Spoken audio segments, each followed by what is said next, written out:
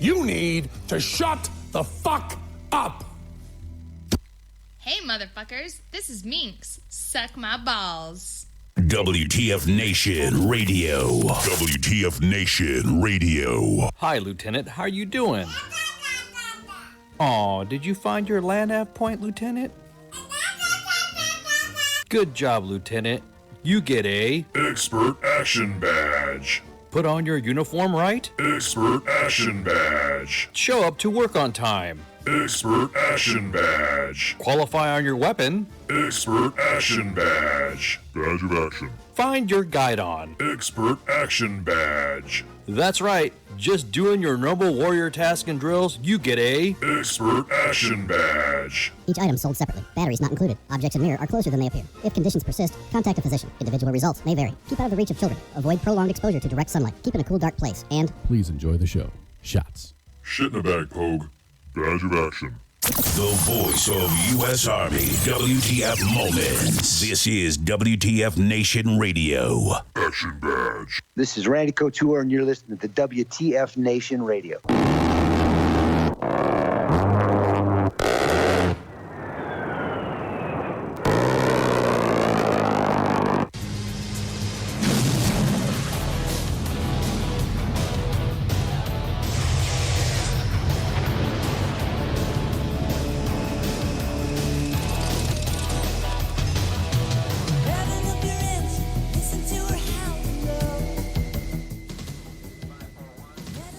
Oh, there we go. Hi.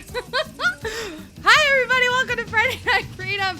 I'm your host, Minx, and I am joined by none other than Pookie Redleg. Oh, my God. Redleg's back. Ice, Spanky, and Mom. Oh, my God. And we're going to have the adorable Spencer Boyd. Like, seriously, I'm going to surprise adopt this guy. He's adorable. Like, oh, my God. No, seriously, I've been... Like, okay, some people may call it stalking. I call it, like, researching him, like, only for, you know, a couple weeks or whatever. It's fine. I'm not fully obsessed, but, like, he's just so adorable when he gives interviews. It's, God, it's so cute. Oh, my God, it's our birthday. We're 3.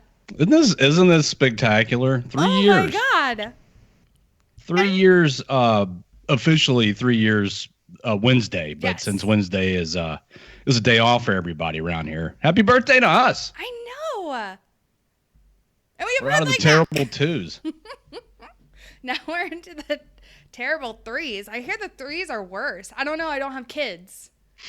But I don't know. I always heard that Tantrum 3s are threes. worse.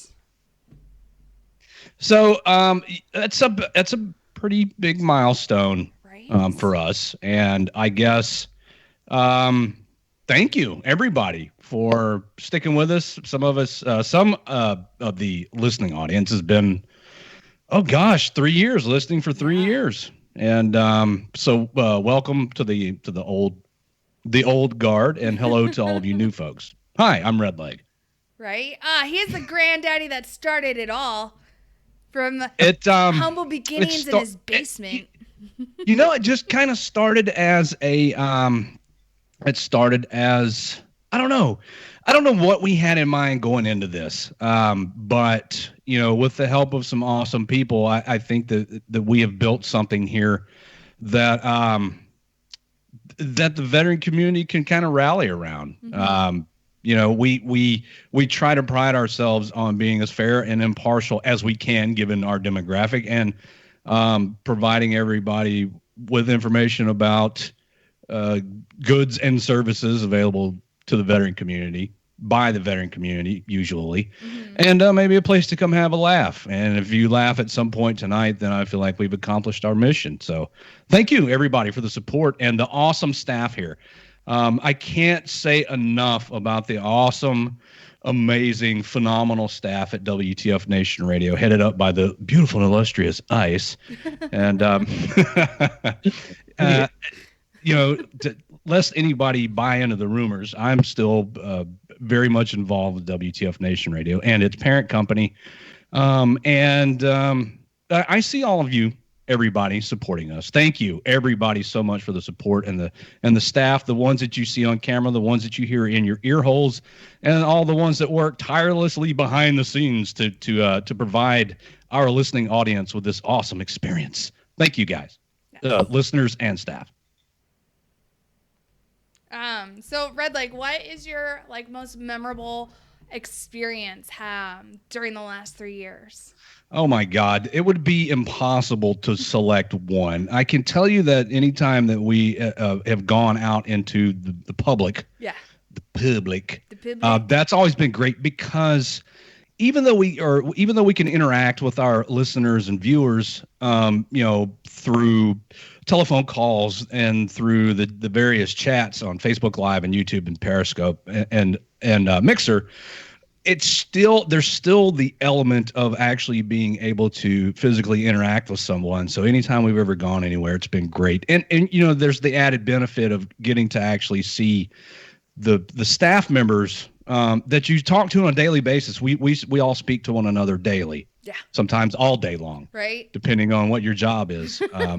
I know that Mom, who's kind of the clearinghouse for all incoming and outgoing information, I don't know when she sleeps. So I don't. and Ice, who's steering the whole bus here, that's full of all the inmates of the insane asylum that is WTF Nation Radio. Yeah. So, and then the listeners, we've got some really, really hardcore listeners, people that tune in faithfully night after night after night. I saw Branko. I see Branko every time I pull up the chat. Branko is a WTF Nation Radio fanatic. Yeah. It takes all kinds, and we've got all kinds. So from the bottom of my heart, thank you, all of you. What about you, Ice? Action Figure Therapy. Yeah. That when they came on, when Dan from Action Figure Therapy came on. Oh, with that whole controversy. Whole controversy of him telling everybody they're fucked up, and it was memorable to me because everyone thought that it was going to be me going off on him, but I had to keep Doc Madness at arm's length. He was like, right, how would you fucking let me talk? God, shut up. Damn, it was getting heated. It was a good debate. It was a good argument. That was memorable because everyone attacked Action Figure Therapy. I mean, like that was on air, obviously. But we all came out cool. You know what I mean? There was no like Redleg said, it was a unbiased, it was neutral, it was attack going back and forth. He had his spiel, we had our spiel, and then that was it. And there was no fucking drama. There was, hey, thanks for letting me come on there and say my piece, and that was it. There was no bashing each other's pages. There was no nothing. That I thought was memorable because not only did he come over here and he threw some shit at us and we threw some shit at him, but he also it was professional about it, and you haven't heard anything from it. You know what I mean? So that's the way it's supposed to be. Prove your point, say what you got to fucking say, and then move on. Yeah, that's true. I think that's one of the things that continues to solidify our position as a legitimate. I don't want to say media organization, but I guess sounding board for the community, because I feel like any other organization in this camp probably would have thumbed their noses at Dan and Action Figure Therapy, given everything that was going on. That dude burned it down, by the way. What a maniac. Yeah. But it did. Yeah. But I think that continues to show people that, A, we're not afraid to engage people and talk about relevant or irrelevant topics. And B, that, we can be taken seriously as an organization, even with, I tuned in last night, or I listened to portions of last night's show today. Yeah. So the conversation just kind of went back and forth between serious and not so serious stuff. There was a lot of talk about boobs, which I thought was hilarious because, it doesn't like boobs. Right? I mean, they're just there. They're fun to play with. Who doesn't like them? I think this station has grown, has evolved. I like to look back, to 3 years ago at the formatting and everything, and see where we've come to at this point. And look at the guests. Look at the caliber of guests that we've been landing over the years. Oh my God. Like the whole, the list, the graphics that Warhol created, the list on there, like you really needed almost like a microscope to be able to read each name on there because there's so many. Like we're getting so many guests, and it's all because of our front desk ladies. Well, and Cause. But you know, like Mom and Spanky are doing phenomenal at finding these awesome guests, and like, oh my God, Spencer Boyd. Again, I'm kind of fangirling out a little, like just a smidge, about tonight's guest. And I know I'm not the only one. I know for a fact Brenda, aka Bobby, is as well. Don't call him Brenda. He's evolved from Brenda. He stopped being Brenda when I met him in Kansas. Warhorse, yeah. Oh yeah, that was Right? something else. He was a trooper. He was. He really is. He's a good kid. For those of you who don't know who Bobby is, he's part of the social media department at WTF Nation Radio. One of the unsung heroes. Some people may remember Bobby taking a stab at working on the air, and we all like mutually decided that it wasn't for him. But he's been with the organization ever since. Yes, and he says and hi. he never lets us down. No. But he's the guy in charge of putting up all of our Facebook posts, you guys. So every time you see anything on Facebook, that's him. And he's a total trooper, and he puts up with a lot of our shit, especially when we call him Brenda or remind him about what happened at Warhorses with Summer. That was a good time. Yeah, Yeah. it was a good time. We gotta get back out there again We soon. do. You know, I haven't been on the. How long has it been since I've been on the radio? Over a year. It's a year, yeah. Yeah. It's like riding a bike. It kind of hurts, and you know, the older you get, the more it sucks. No, it's I'm right where I need to be as far as the organization goes, because we've grown so much. Yeah. And that there were other things that happened in my personal life that require me to, you know, to stop broadcasting. And but I think, I don't know, a lot of people may think that this is a cop out, but I really wanted to. I've been doing this broadcasting thing for 15-ish years, and I wanted to step out of the spotlight, as it were, to allow other people to have an advantage. I mean, I'm washed up. I'm a has-been. So now I'm the stuffy management guy. That's nothing. Yes. Quite. Yeah. So it's been great. Good times. Yes. Hey, so real quick, I just want to throw a shout out to everybody who's joined us on all the chats. And Yes. who's the one that said that they're a first timer in there? I just saw you in there. Fucking In Facebook Live. Yeah. Somebody said they were their first time listener. It was Well, you- Chris. What's your last name, Chris? It starts with an R. Does it? It does. Ralph. Chris Ralph. Chris Rock. Chris Rock. Yeah, Not to Chris get your Ralph. ass kicked by the police. Chris Ralph is a Yeah. first-time listener. What- He's a new listener. Yeah. All right, so there you go. There's your first prize. Chris Ralph. Okay, so here's the deal. Chris Ralph, we need you to message the radio page. Chris, you got to call in and Oh. sing happy birthday to WTF Nation Radio. Oh, just kidding. Oh, there you go. All right. There you go. Chris Ralph, so you need to call the station, and the number that you're going to call is 415-889-8367. Again, that number is 415-889-8367. And best stepdad ever just posted that number up, and you got to sing a song, and then you're going to get a prize. Congratulations. You got to make these people work for it. Man. Congratulations on listening to our birthday show. Yeah, welcome. Welcome. Welcome to glad you made to it. madness. We hope you stick around. Yeah, and no D-Max either. Happy birthday. Right? Oh my God. Could you I imagine? got that somewhere. He did that last year. Oh God, it was so awkward. That was a fucking train wreck. My ears were bleeding, I think.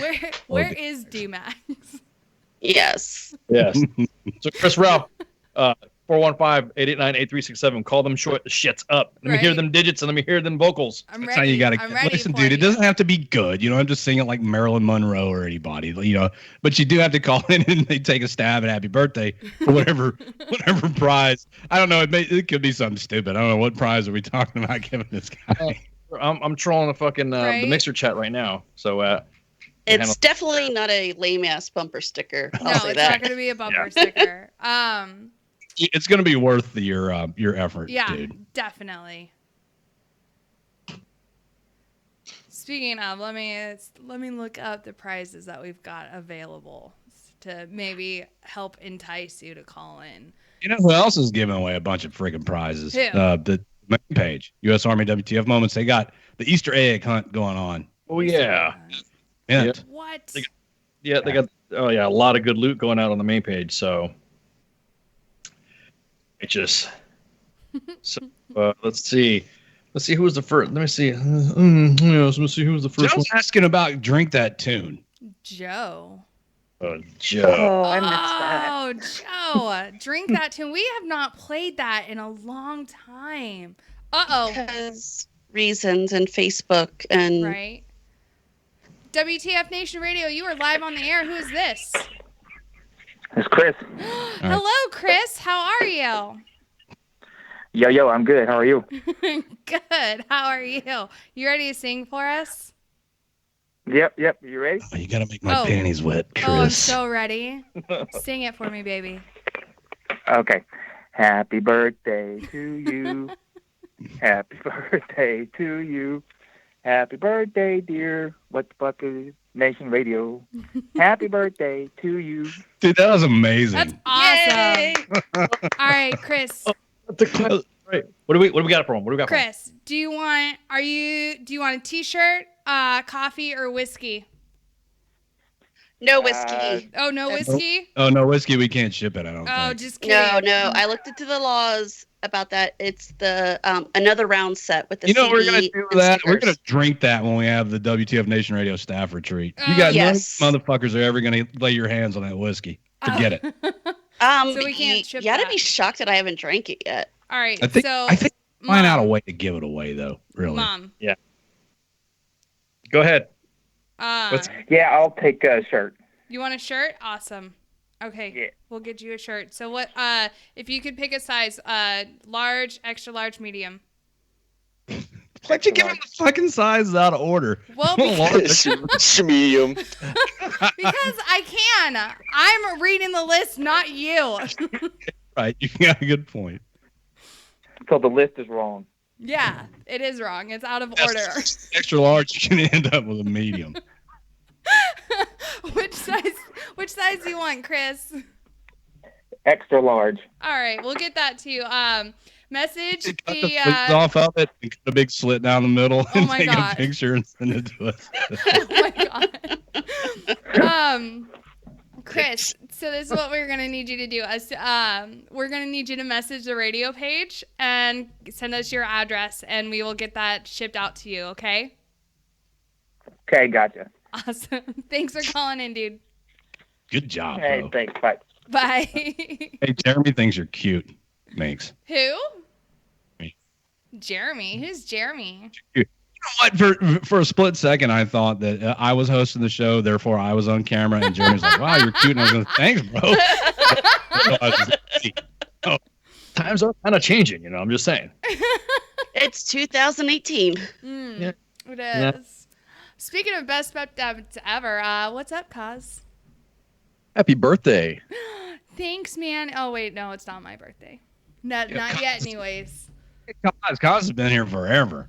I know. Best On stepdad every- ever. He's been on every trip the station's ever gone on.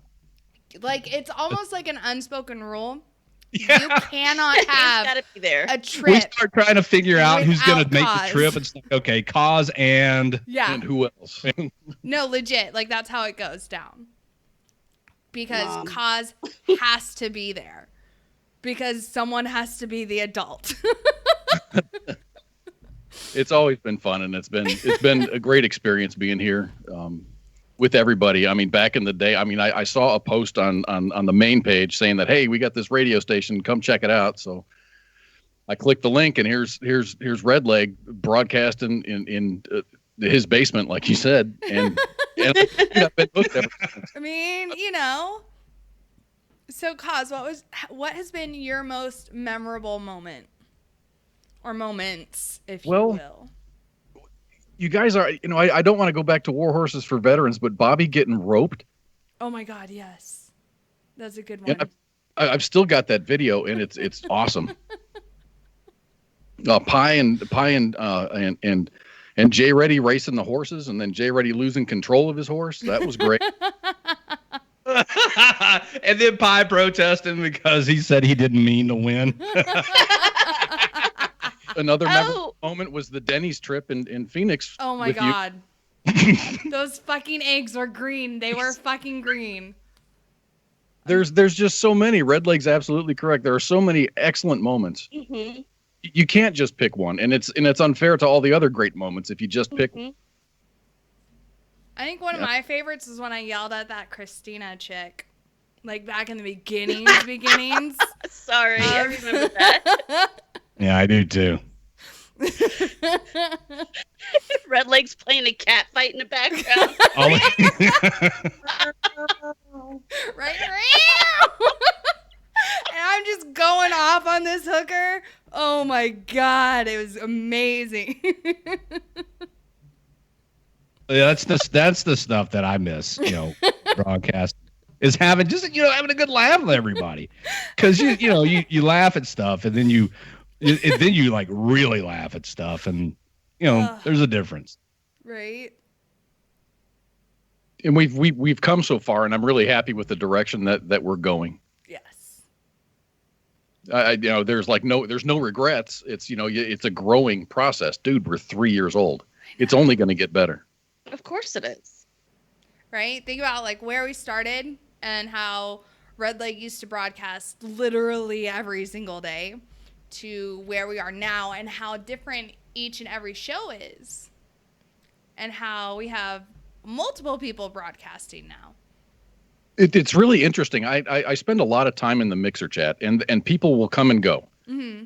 Because you'll see look at live shows right now, and then someone will just click on it, having no preconceptions of what the show is about.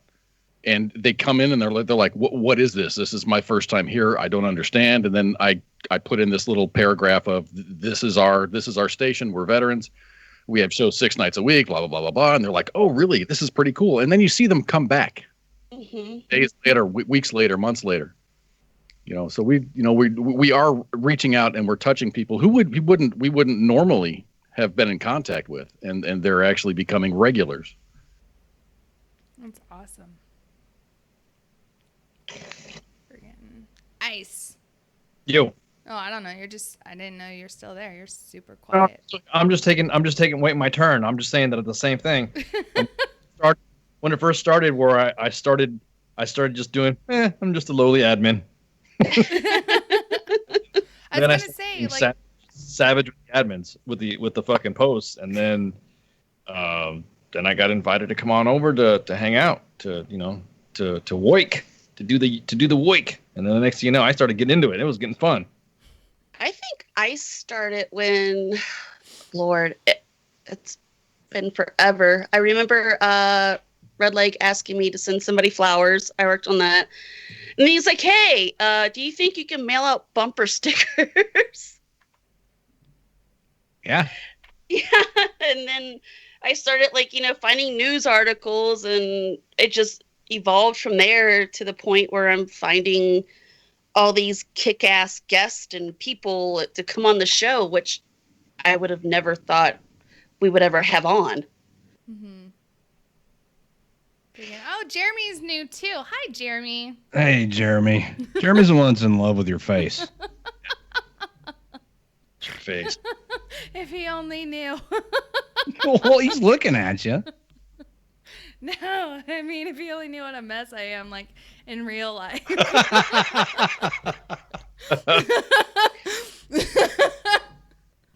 Oh, the bumper stickers, the 3CR. Oh yeah, the hashtag fuck red leg sticker on the side of the commander of the 3rd Cavalry Regiment's That's striker. right. Yeah, that was a coup. Yeah, I may or may not have had something to do with that. Right, we're fucking everywhere. You know, what's funny is the dude that put it on there. It was his last day in the unit, so he's like, "Fuck it, I'll do it." Hey, Jay Ready, what's up, dude? Oh, maybe. No. Jay Ready's what time was he supposed to call? I was going to study. I did not mean to. I muted the call, and I did not mean to le jalabu. What? Let me tell you guys about Jay Ready, man. This dude. The first fucking interactions I had with Jay Ready, I was like, this guy's really. I don't know. It's hard to put a word to it. Like you're into so much stuff and you're open to so much stuff. That's one thing that's unique about your show is you'll entertain anything. Jay Ready is a really emotional guy, and I don't mean that like, oh guys, that time of the month type emotional. But sometimes. Jay Ready is able to effectively convey his emotions through his words, and that's hard to do. But he has a natural ability to do that, so you always know how Jay Ready feels. Jay Ready's a pretty deep guy, and I had to have him here. And the way that Redleg showed that appreciation, he looked at him when he first met him and said, "Man, this guy needs a dick drawn on his face." Let's give Kaz a plunger. Kaz likes bringing up old shit. Damn it! He would have had makeup on him, but he woke up. Oh, I remember that video. The famous line came out of it was, "I want to deep fry his ass." Yeah. Yes. That was good times. That was one of the greatest times of my life. I'm not gonna lie.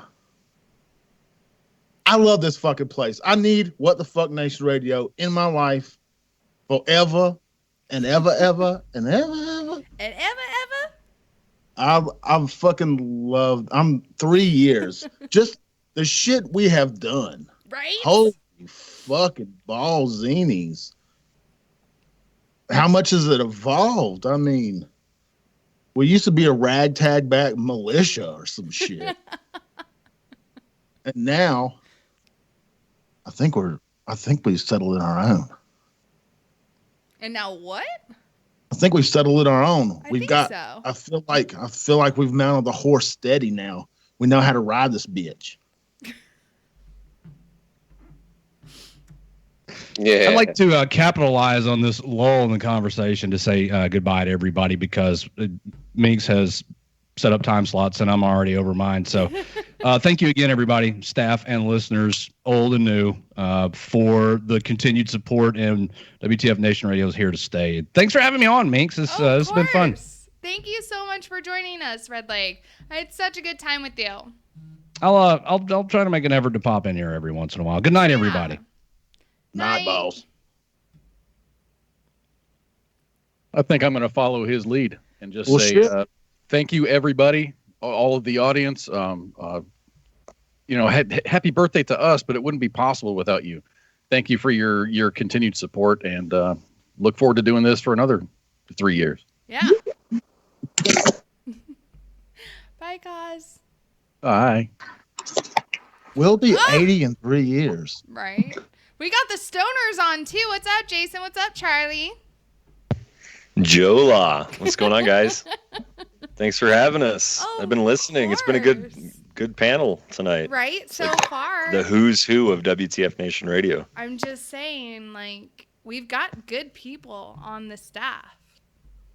Oh, absolutely. I'm just glad that my call coincided with Reddy's, because it's always a blast with Reddy. Thank you. How are you guys doing tonight? Good time. It's going good. We're blasting off. Are you drinking, Minx? I am. What are you drinking?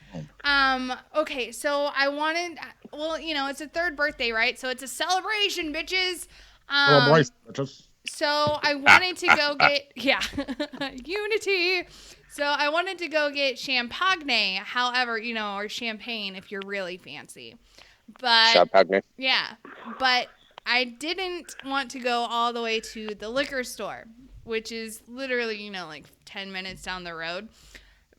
But I'm lazy. So I got instead Miller High Life because it is of beers. It is the champagne of beer.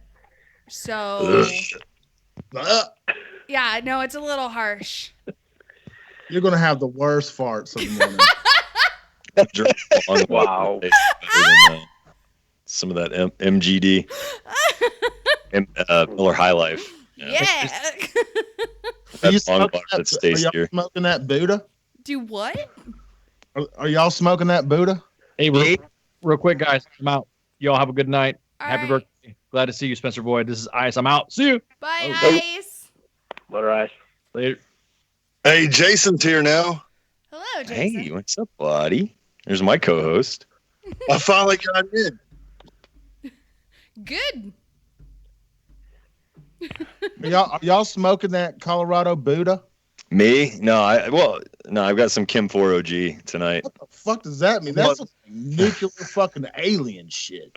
Dude, Yeah, it's pretty awesome, dude. I can see aliens. I wonder if any of the nation is smoking that herbal essence. Hey, well, if they are, you know what show?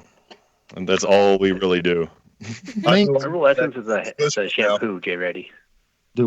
Herbal essence is that passing the pee. I don't know if you know, but I'm come from a land where ignorance thrives and we make shit up in our head. And herbal essence sounds right. It does. Did you say slinging a pee? Slinging a pee? I've never heard that, but I mean, I guess you can move a pee. Well, I mean, Passing the Pee has a story. Like, I used to get high with this chick, and she tried to fuck with me because I was younger. Wow. And we were passing the joint, and she said, just pass that pee, pass that pee. Jay Ready. Yes, ma'am. We have Spencer Boyd's grandma in the chat right now. I need you. Well, amen. Young man. I'm out. Hey, y'all have a great day. All right, homie. Oh my God. That's great. Cook great meals and have tenderness with one another. Amen. I'm out. I almost died. That was I'm loving this birthday jam bash that we've got going on. It's not even Sunday, and I'm on the air. I know. Fun, right? All right. So I'm gonna ask the same question to you guys, Jason and Charlie. What has been your most favorite or memorable moment since being a part of the station? Oh man. I can take this. I'm gonna have my answer. I'm just trying to figure out what it is because I've smoked a lot of weed since then. Oh God. But maybe that's part of the fun thing is I smoke more weed when I'm on the radio. Get off my wave, man. That's what I was going to talk about. The best part about it is being able to get on the air and reach out to our comrades and be like, "Hey, weed isn't bad." I'll tell you what, Meeks. I'll tell you what, Meeks. When we first came on the air, all right, when the Green Room first got out there, and our mission is to let everybody know that cannabis is not dangerous. Reefer madness is what's dangerous. Is the most dangerous part about reefer, right? Okay. And our first show, I'm telling you, the first time we were on air, the first caller that we got was a heroin addict that loved. I remember Sean. I remember him. He's a good dude. I still talk to him occasionally. Yeah, man. And this guy came on the air and just laid bare all of his demons and kept in touch with us and was getting advice on how he could kick his heroin addict using cannabis. And the last I heard from the guy, I mean, the cat had kicked heroin. I mean, he was still fighting it, but he had kicked heroin and was using cannabis to fight the addiction. And that's fucking powerful. I think that's probably my favorite thing about being on the air is just if Charlie and I, we reach 1 or 1,000, we've done our part. Yep. I just like hearing my voice. So No, but seriously though, like the quality, just since being a part of this station, I mean, I know I've said it once, I'll say it a million times. We're definitely a niche market in the veteran community, but with every show, that market grows. You know, it's the veteran community. We just want everyone to, you know our stories, know what we've gone through with medication and what we're going through now. I mean, it just doesn't get. There's not a better, mission that I could do post being medically retired. This is our cross to bear. We both were able to kick the pharmaceutical habit that the VA and before that the Department of Army put us on. Well, mine wasn't really a habit. Mine was take these so you don't fucking shake yourself to death. But no, it's rather kick the pharmaceuticals and go to something natural that's working better than the pharmaceuticals ever worked. And the more times we share our story, the more times we hear similar stories. And we're finding out that there are more people in the veteran community that turn to cannabis and turn to holistic measures rather than going to literally, poison. And so that's just one of the many facets of our show. I mean, it's obviously in the background. You're smoking right now, aren't you? Hey, whatever, man. You don't know me. You don't know my life. I know you, but it's for me, it's just a great organization. I'm really happy to be a part of it. I mean, what we started at about 2 years now, almost, dude. It's whenever going from that to where we are now, just the quality of guests and being able to sit back and watch the station grow it's been awesome. And this is our second birthday show, and we've seen the station and everybody just grow professionally and with their entertainment. I mean, I'm loving this station. I'm happy with where the Green Room found its home. Very nice. Well, Minx, what is your favorite part? I mean, come on now. You're asking us, what's your favorite part of being on the station, and what's, if you had to tell somebody one thing. Minx has a cult following. I don't know if I have like a cult following, if you will. Goodness, I don't know. My favorite moment, the tables have turned. It's not so easy, is it? Well, no, okay. I enjoy asking questions. I don't like being the one to ask questions. Now you put me on the spot. She's the interviewer. I was not prepared for this. Oh goodness. I think my favorite aspect, honestly, I think has just been able to reach out to people and I guess just talk to people. And I don't know. I really enjoyed working with Cuffs a lot, and I'm really looking forward to her coming back. Yeah, I can't wait. What else? Little tidbit of trivia. I'm the one that gave you guys Tied Up Tuesday. I know. That was good. And Freedom Friday. And Saturday Night Savagery. I know. Just a little tidbit of, look at you. Freaking Great Cloud. The people that don't know. I feel like I'm all of a sudden I feel like I'm not pulling my weight. Yeah, you're slacking. This creative process of mine has been stunted. Well, that wasn't the only thing that was stunted. Oh. That's not nice. I'm too high. I'm too high for your sophomoric barbs, bro. Great Cloud. Yes. There What's you going on? are. You didn't tell us Great Cloud was here? Well, y'all have been talking. Oh, yeah. Same question to you, buddy. How have you been? 1, how have you been? And 2, same question to you. What has been your favoritist moment? Favoritist. Yeah. So I've been good. Again, traveling for a class this week, so there's no rest for the weary ever. But I probably have 2 favorite moments.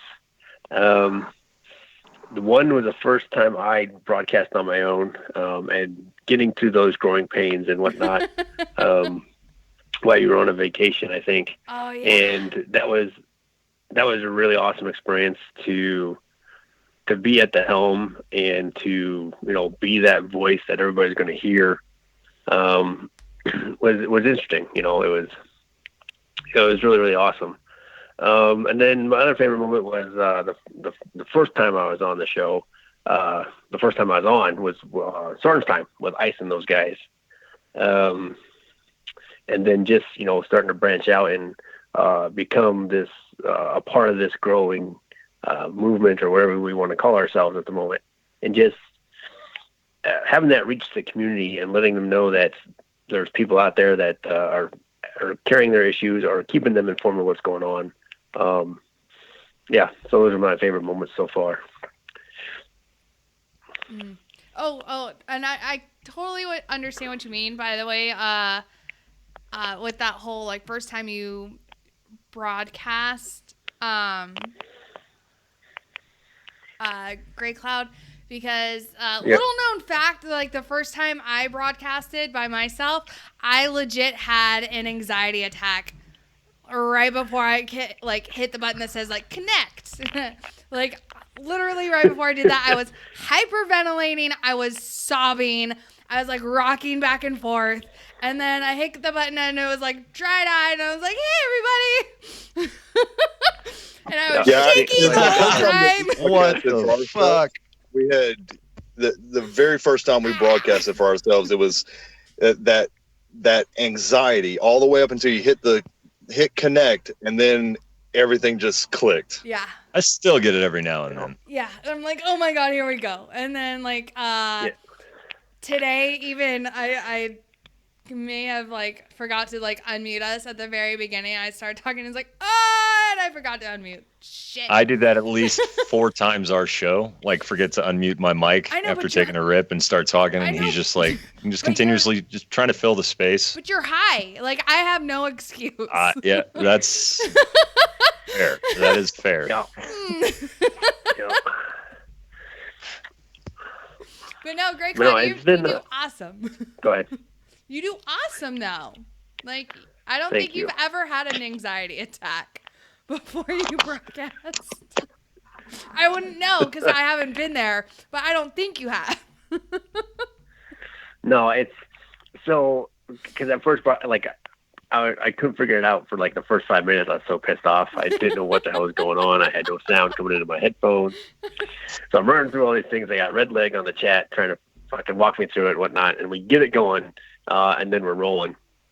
And so I get that carried over, and then it's awesome. And now I've got the last time you were out sick, and I caught myself doing it again. I mean, like, okay, I've got it set up so it changes my timeline, right? If you're the broadcaster for our show, my timeline's a little more condensed and I don't have to do as much. But man, I'm off. I leave work at 15:30. Home at 4, start going through all my pre-show prep. I bring everything up to make sure it's good to go. I run all my pre-checks and then take a break. And then at like 2:02, I'm sitting there. I'm back in there, and I'm double checking everything again and making sure I'm good. So it is coming along, and I think my broadcasts are getting better. But I found out I've been on the show. I've been on WTF Nation Radio for 15 months now. Oh my gosh. Get it, girl. I thought it was a lot less than that. Oh yeah. Get it. Time flies when you're having fun, right? Yeah, So no, it's how been long- good.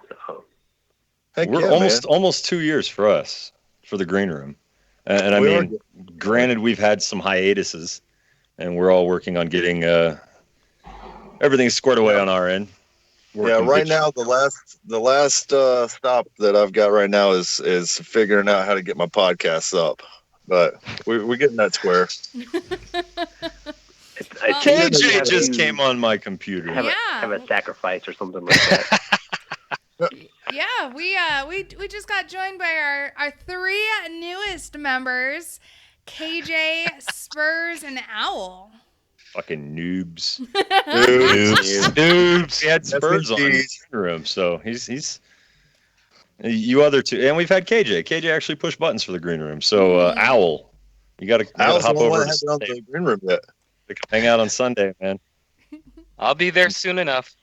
Yeah, it's like everybody like Sunday show is the show that we've had a bunch of guys cut their teeth on our show. Yeah. Everyone, all of our hosts do like almost like a round robin thing when they're orienting. So. And I like that. I like that a lot. That's a lot of fun. Well, Minx, I appreciate you having me on the show, guys. This is Jason. Tune in to the Green Room on WTF Nation Radio on Sundays at 2000 hours, guys. I'm gonna have to cut out of here, but if you like my voice, if you like Charlie's voice, come and check us out. Yeah, I'm Charlie, and that was a shameless plug. So with that, I'll leave you guys. You guys have a great night. Minx, thanks for having us on. Of course. This is always a blast. Of course. Yeah, thank you so much. Bye, Happy guys. birthday, WTF Nation Radio. Their voices are so sultry. I know, right? Especially Charlie's. Goodness. Hey, I haven't hung up yet. Keep talking dirty. No. Do you best, Marilyn Monroe. All right, guys. I'm out of here. We'll see y'all later. Bye. Minx, I'm going to follow suit. Okay. WTF Nation Radio, have a good one. Have a great show, Minx. Thanks, Gray Cloud. Bye. Right. So what's up, you guys? How's it going? Good. And just so everyone knows, I know a lot of people have been asking where Spencer is. Spencer will be here in 14 minutes. So that's where Spencer is. So all of our guests come on during the second hour. So he will be here in literally, 13 minutes now. So 13. Yeah. That's where Countdown Spencer is. begins. Right? Get ready. Dun dun. I know. So I'm just gonna make. Sorry, didn't mean to step on you there. I just gonna make sure I don't pull a J ready, and I don't want to offend his grandma. I know, right? Hi, Grandma Boyd. Hi, Grandma Boyd. Right? Oh my.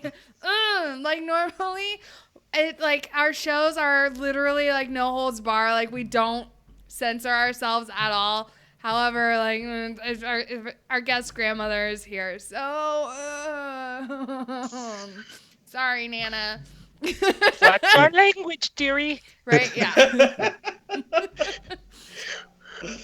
So, all right, KJ, Spurs, Owl, welcome to the team. 1, 2. Like I know KJ, you've been here for like a minute, but still, like you're still new.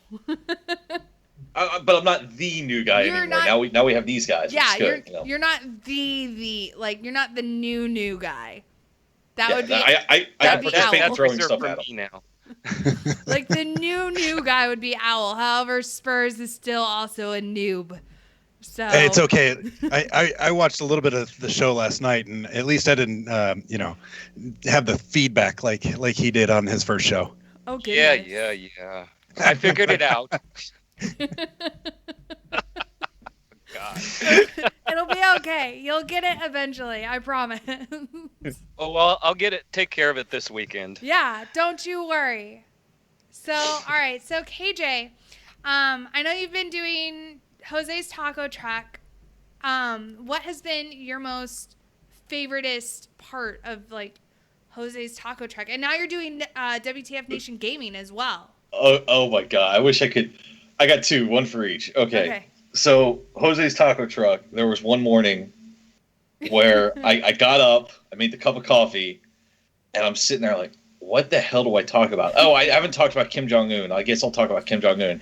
And then I went on a 2-hour rant on Kim Jong-un. Just it's like everything kept tying back to fucking Kim Jong-un. And now I refuse to spend any more time talking about the Rocket Man that can't even reach the bloody ignition button. Oh my goodness. And then the WTF Nation Gaming. Okay, so I've done a few broadcasts with that, which is awesome. Yeah. But the one that always gets me, and I will forward you the picture because it is fucking priceless. Oh God, I'm sorry, it's priceless. But there's a picture I gotta send you, which is Ice sending me a link to the page, and just my face goes to.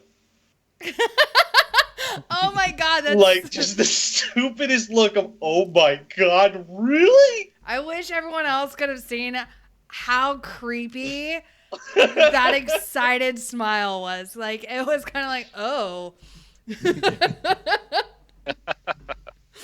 it was the. And now my wife's sitting here and she's like, honey, you have this Boss PC and all this jazz, and you're playing games and you're doing with WTF, and I'm like, yeah, I'm playing all these things, but I want to play Skyrim, and you're always on doing something. I'm going to interrupt you. Faye, don't leave. He'll be back. Spencer will be on in just a few minutes. Yeah, Spencer will be on soon, Faye. Please don't leave. If you do, I understand. But yeah, he'll be on soon. He's right around the corner. Mm-hmm. Making his way around the final corner in the lead. Right? Oh my God. I wonder if the race that he's in on Sunday is going to be one of the ones that goes to the right. Oh my God. That'd be insane. Well, no. Okay. So I'm going to have to talk, Spencer and I are going to have, a good sit down. So. I mean, between the adoption paperwork and the... Oh my God. Seriously, I watched a video of him where, he's pretty much making fun of himself, where he's like, I don't know how to turn right. And I'm like, oh, good. At least he can make fun of himself, right? This is good. That must be a pain in the ass when he has to, pull into a Chick-fil-A or something, which has all the backwards drive-thrus. Right? The post office is on your... Please make a right. Shit! Right? What? He's on a road that's parallel to a river on his left. He's stooped. I can't make 3 lefts. Right? But no, he seems like a total good sport, so I'm really excited to talk to him. But yeah, so those are your 2 favorite experiences. Spurs. Yes, ma'am. What has been your most memorable experience so far? And I know, you literally, just joined, a couple weeks ago. You say a couple weeks. It's actually been 2 months. I know. Oh, my God. It's been 2 months actually. Already? Right? Oh. Yeah. You've learned how to be a bartender since I, started here. Oh, that's true. Yeah. Yeah. Mixing cocktails. I think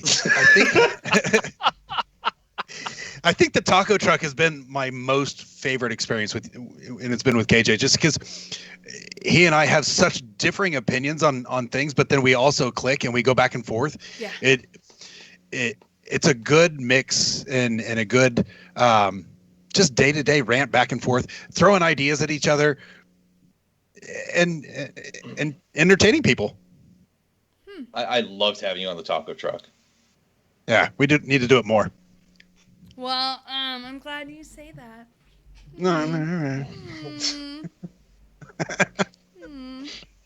That's what you call shooting yourself in the foot. Hey. So, and then just meeting everybody. It's such a great community. All of you guys. I'm excited to be here with everybody. Just making friendships, even this morning, and waking up to the team room and before my coffee, having a good little rant and rave. It keeps me going every day. Yeah, I saw that. I laughed. I had a good chuckle at that. I was like, "Oh, Spurs is heated." Do you know our chat room has got me in more trouble than anything else? 6 a.m. The good mornings. Good morning. Good morning. Good morning. Wife and I are dead asleep, going, "Fuck off." Oh God, yeah. I'm sorry, Grandma Boyd. That's why you got to remember that's 3 a.m. for me. Oh, I feel so sorry. And Owl's gonna be right there with me. Yep. We're on the West Coast, and it's just like, good morning. I'm like, my phone is downstairs, and everything's turned off. I don't want to hear it. Friggin' so Spurs, Owl, what are you guys most looking forward to, since you guys are the newest members of WTF Nation Radio? What are you guys most looking forward to being part of the team? Owl, do you want to take that one? And I'll finish up my thoughts. Sure. For me, well, just what you said, being part of the team, getting in and actually going through the rotation, then seeing where I fall in. It's all fun for me. I'm enjoying the ability to spread out and do what I do, be an owl. Mm-hmm. I like it. What about you, Spurs? You know, we've already gotten to meet some great people, and I love the guests that we've had on. I'm looking forward to meeting all sorts of new people, and even the comments and helping people out. You know, reaching out. Here where I live, it's a lot smaller veteran community. So, and we don't have a lot of outreach with the younger guys that are just coming home from overseas or just getting out and we have the older population, but you know, it's nice to be able to reach out and connect with veterans across the nation, help them out if they need it, you know. And I mean, even with the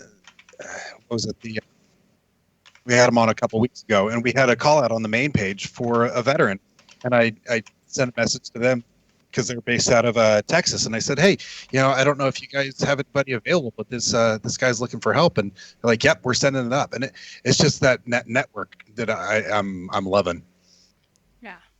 Well, I fully agree. Yeah, the networking part is absolutely amazing, and that's one of the best parts about working here is that we are able to reach out and help everybody.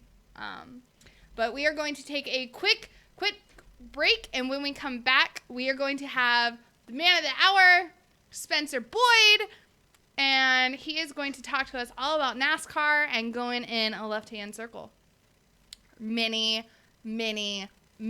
times, and 16-second pit stops and change of tires. So NASCAR stuff. So yeah, it's gonna be a good time. So shots and shit, cause happy birthday, Shots! Happy birthday and shots!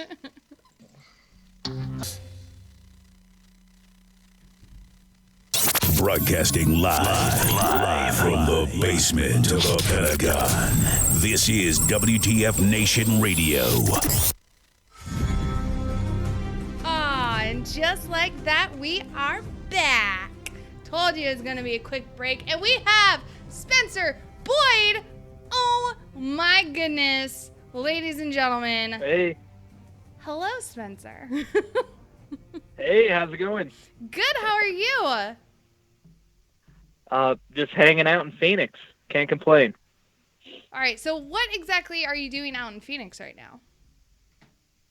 Yeah, so got the NASCAR Xfinity race at Phoenix this weekend, ISM Raceway. So just did a little practicing today, and then we got qualifying in the race tomorrow. Oh. So how was practice? It's pretty good. It's my first time here. So just 2 55-minute practice sessions. So not a lot of time to, learn a new racetrack. Mm-hmm. I kind of relate it to walking in someone's house with no lights on. Oh. So you don't know where anything's at. You just got to feel your way around and get used to it. That's interesting. That's a good analogy, but, interesting. Interesting. Yeah, interesting in the fact that, you're able to still see the track, though, right? Like, you're not blindfolded while you're doing this and, bumping around the walls, right? That's right. No, I can see very well. Oh, okay. Well, that's good. So right. Going off of, so did you know, one, you have a Wikipedia page all about you? I did not know that. Yeah. Surprise. Awesome. I don't know what it says, so that kind of has me concerned. You're kind of a big deal. You can Google yourself. You're a big deal, dude. So you've been racing since you were 4, correct? That's right. And it started off on dirt bikes, and then it went to go-karts. I'm telling you, yeah. When I say, I've been stalking or, researching you, I've been doing my research. Perfect. Yeah, you know the details. I mean, not all of them, obviously. I do know that you live in one of the Carolinas. I can't really remember, but I think it's north. But it's probably right. Oh, yes, look at me go. I have not discovered your address yet, but don't worry. I know people who can get me that information. I'm sure it's out there. So what is it about racing that drew you to it? Like, what drew you in? Yeah, well, my parents started me pretty young, just on, four-wheelers at 2 years old, gas-powered four-wheelers, and then dirt bikes at 4. So I don't really know. They just got me into stuff young, and I took a liking to it, and then realized that I think it'd be cool to get paid one day to do this. So I like to go fast, and then NASCAR just seemed to be a good fit for me. So was it difficult to break into the NASCAR scene? Yeah, I think it's it's been a great journey for myself, but it's very difficult. A lot of people try to become NASCAR drivers, and my family and I moved from Missouri to North Carolina. Most of the NASCAR teams are located in North Carolina, so that's kind of where you want to go and get noticed, and the best of the best around the country move there to race. So fortunately, my parents were willing to leave their 20-year jobs and move to North Carolina, and it worked out. But a lot of people, don't make it. You definitely have to find corporate sponsors and figure out how to keep those guys happy. And then at the same time, build your brand and learn how to be a good race car driver. So all that takes a lot of laps, but, we've been doing our thing, and I've been getting a lot better through the years. Yeah. I've seen a little bit of your, like, some highlights of some of your races, and you seem like you're very aggressive when you're out on the track. Would that be Definitely. a fair assessment? Yeah, I'm aggressive. I definitely, in the NASCAR stuff, I've been able to show that a little bit. But you try and get the respect of the other guys as you, run laps and get used to it and build your name in the top series. But coming up through the ranks, I was definitely the guy that would lay the bumper to you and do what it took to win a race. So now I'm just kind of getting our car better, getting myself better to where we're competitive and capable of winning races. And then that aggressiveness will definitely come back out. And I think a lot of people and a lot of fans will appreciate that. Yeah, I saw a lot of footage from when you were doing the camping. What is it? The camping truck. I know I'm not pronouncing this at all correctly. Yeah, Camping World Truck. Yes, that's it. And it definitely, that footage, so aggressive. What were you? You were in what was it? The number 26 car or truck, and you hit the 63 truck, and I was like, oh, that seemed a little unnecessary, but okay. Yeah, you got to do what you got to do. So that was my first ever truck race. So I was trying to make a big splash, and it worked. It got a lot of TV time. It got me to where I am today. So right? Sorry, guys. But yeah. Gotcha, right? I'll take it. I'd do it again if I had to. Right? I mean, whatever, like you said, whatever works. But yeah, no, it definitely got you noticed, and I was definitely like, hey, that seemed a little uncalled for. He was just minding his own business, and you come in and wipe him out, uncalled for, but okay. Yeah, well, everybody's racing for every inch, so you definitely got to be aggressive, got to take it. Sometimes it works out, but more than likely it will.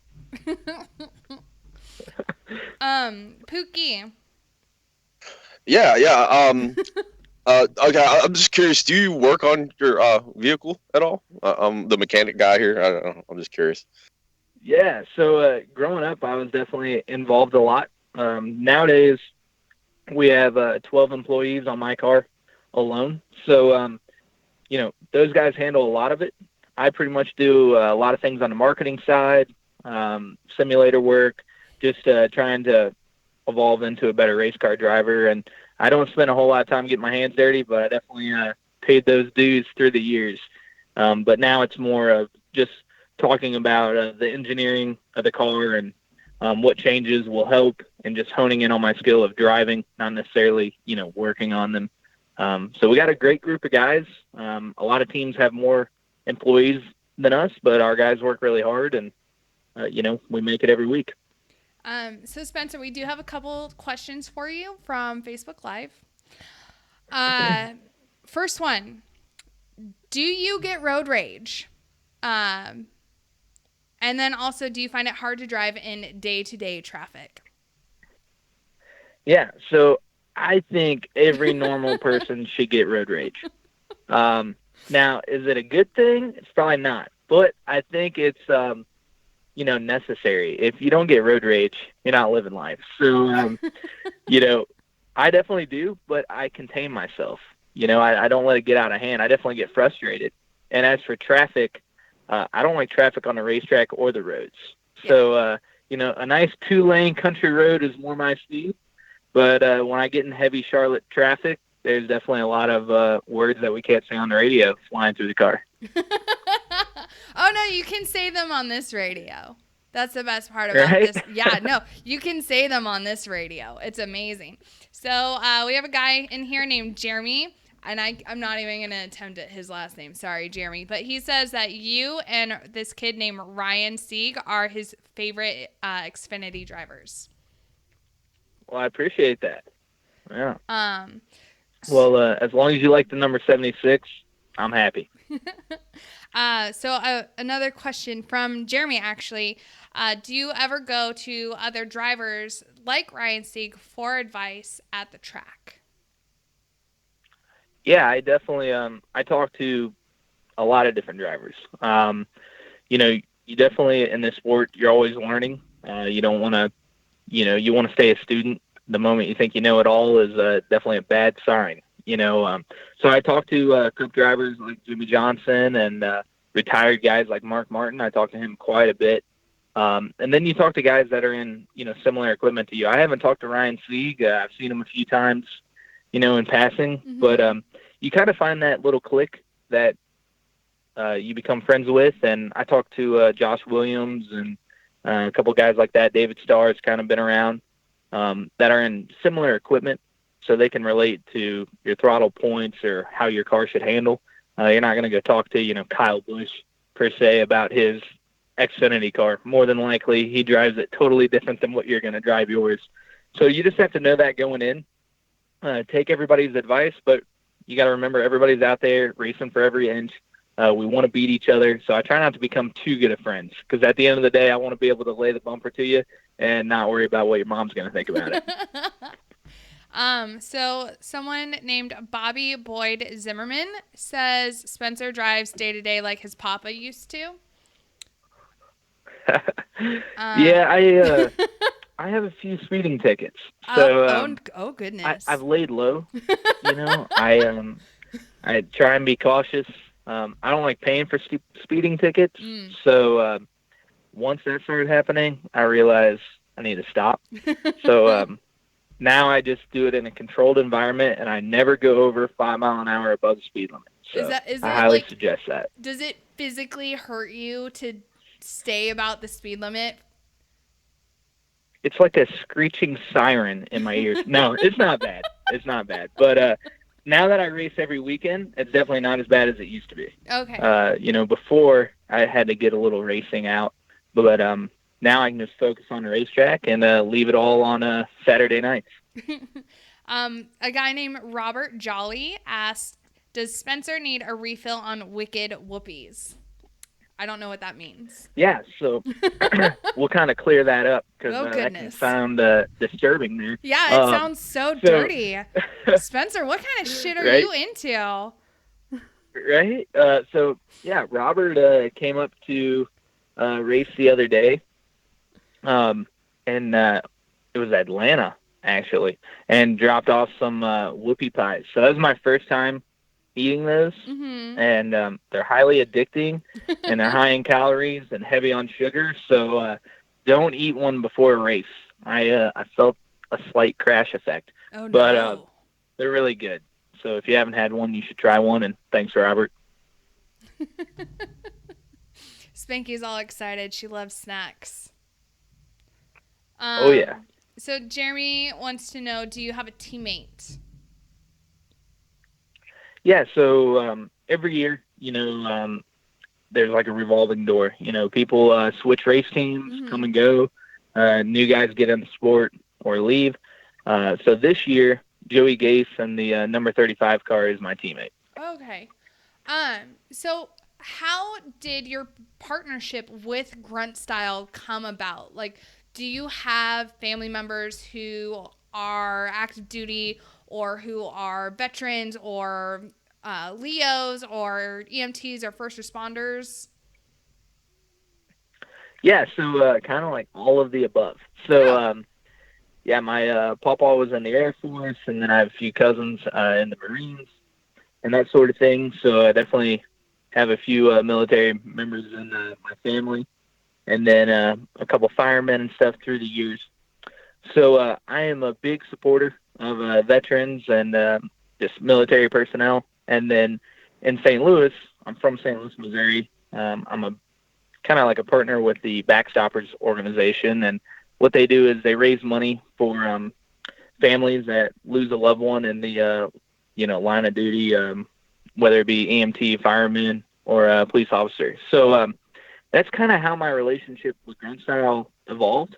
Kind of met each other over social media. Grunt Style does such a great job of promoting themselves, and we kind of linked up. And my first race that they sponsored me was a truck race at Miami Homestead in 2016.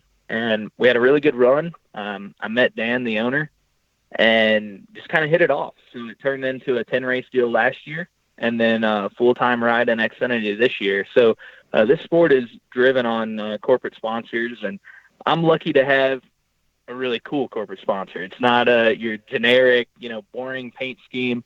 We have an awesome flat black Chevy Camaro and camo on the front, cross rifles on the hood. You can't beat it. It's a really cool car, and I meet a lot of fans, active duty military or veterans at every racetrack. So it's a good talking point, and we have a lot of fun. I'm getting a lot of comments that say I should drive your car. I don't think that's allowed. Yeah, that'd be pretty cool. But I'm not really big on other people driving my car. Yeah, I don't like even my personal car. I don't like people driving. Right? No, believe me, I understand that. Like I bought a manual for a reason, and it's so that way no one else drives my fucking car. Nice. I love it. Like everybody should learn how to drive a manual. That should be like a high school class. No, it is the best anti-theft device out there right now because nobody knows how to drive them. Nobody can drive my car, and it's amazing. That's right.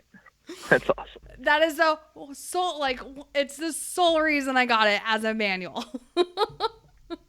Nobody will steal my car. What kind of car do you have? I have a Mustang. Mustang? Yeah. So do I. Oh my God, seriously? That's right. Oh my God, did we just become best friends? I think so. Oh my God. Can I adopt you? Like, you're younger than me, so it's fine. But you're legally an adult, so it's not kidnapping. So it's fine. I'll give you back. Eventually. That's definitely kidnapping. Only if I get caught. So. This is true. All right. So I'm not going to lie.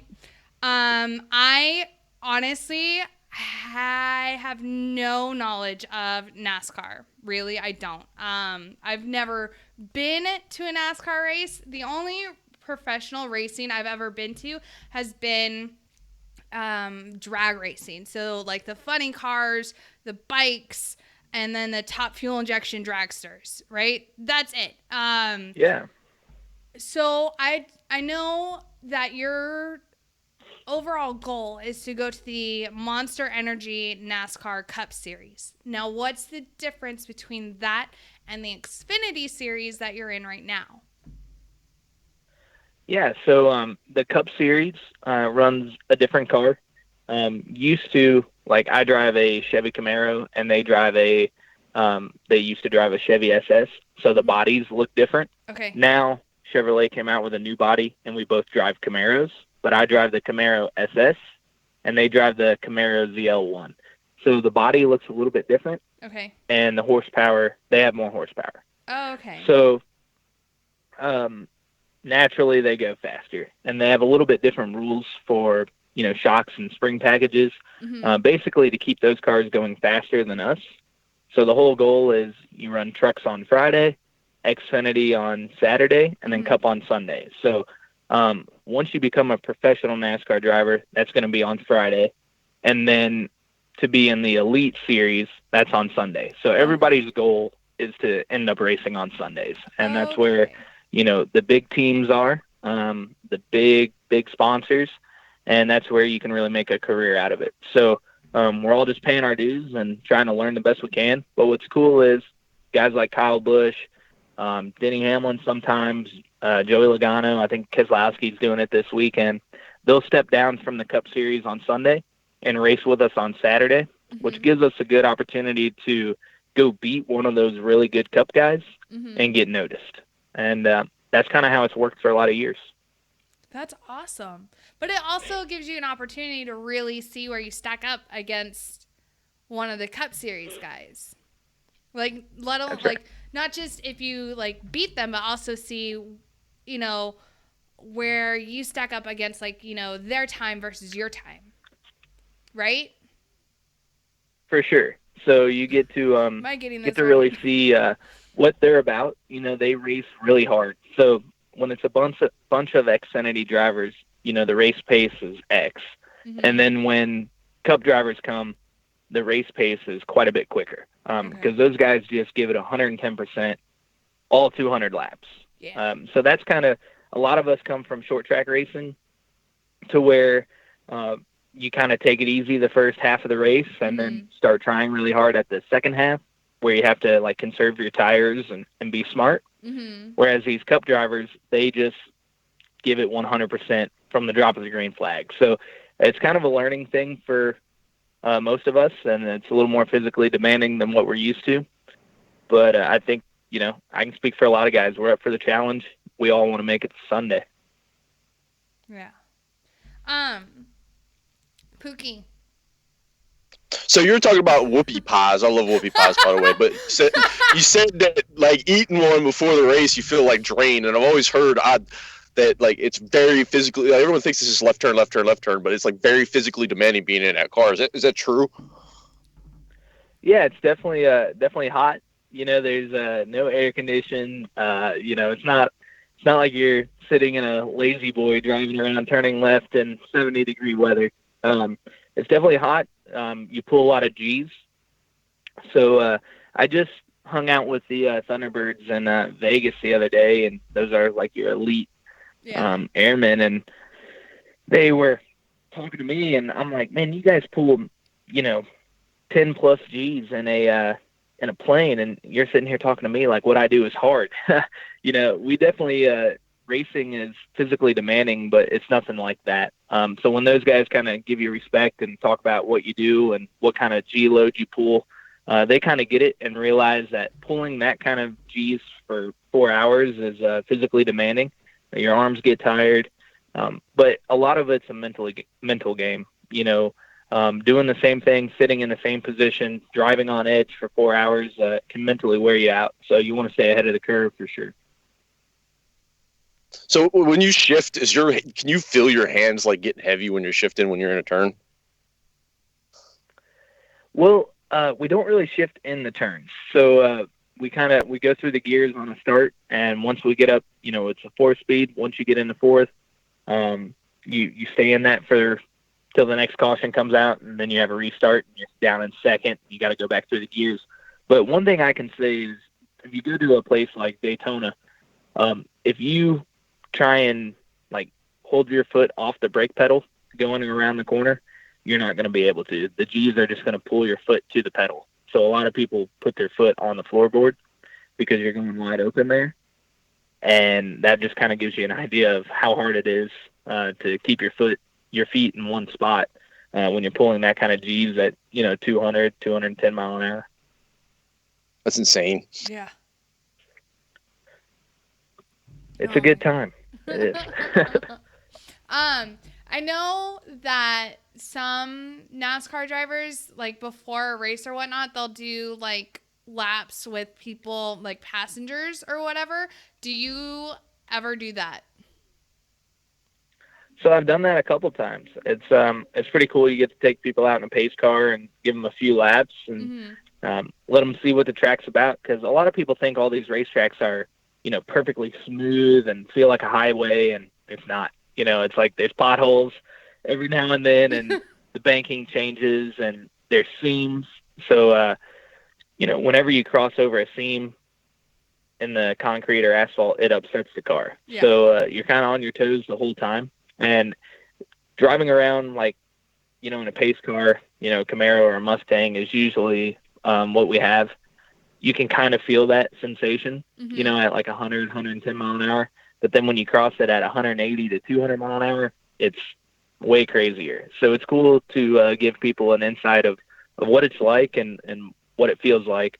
It's hard to see on TV every bump, Yeah. So one of the past interviews that you've done, I stole a quote that you said from it. And you said, oh yeah, you were 19 when you said this, by the way. Wow. Yeah. Like I said, I stalked you. So you definitely did. I did.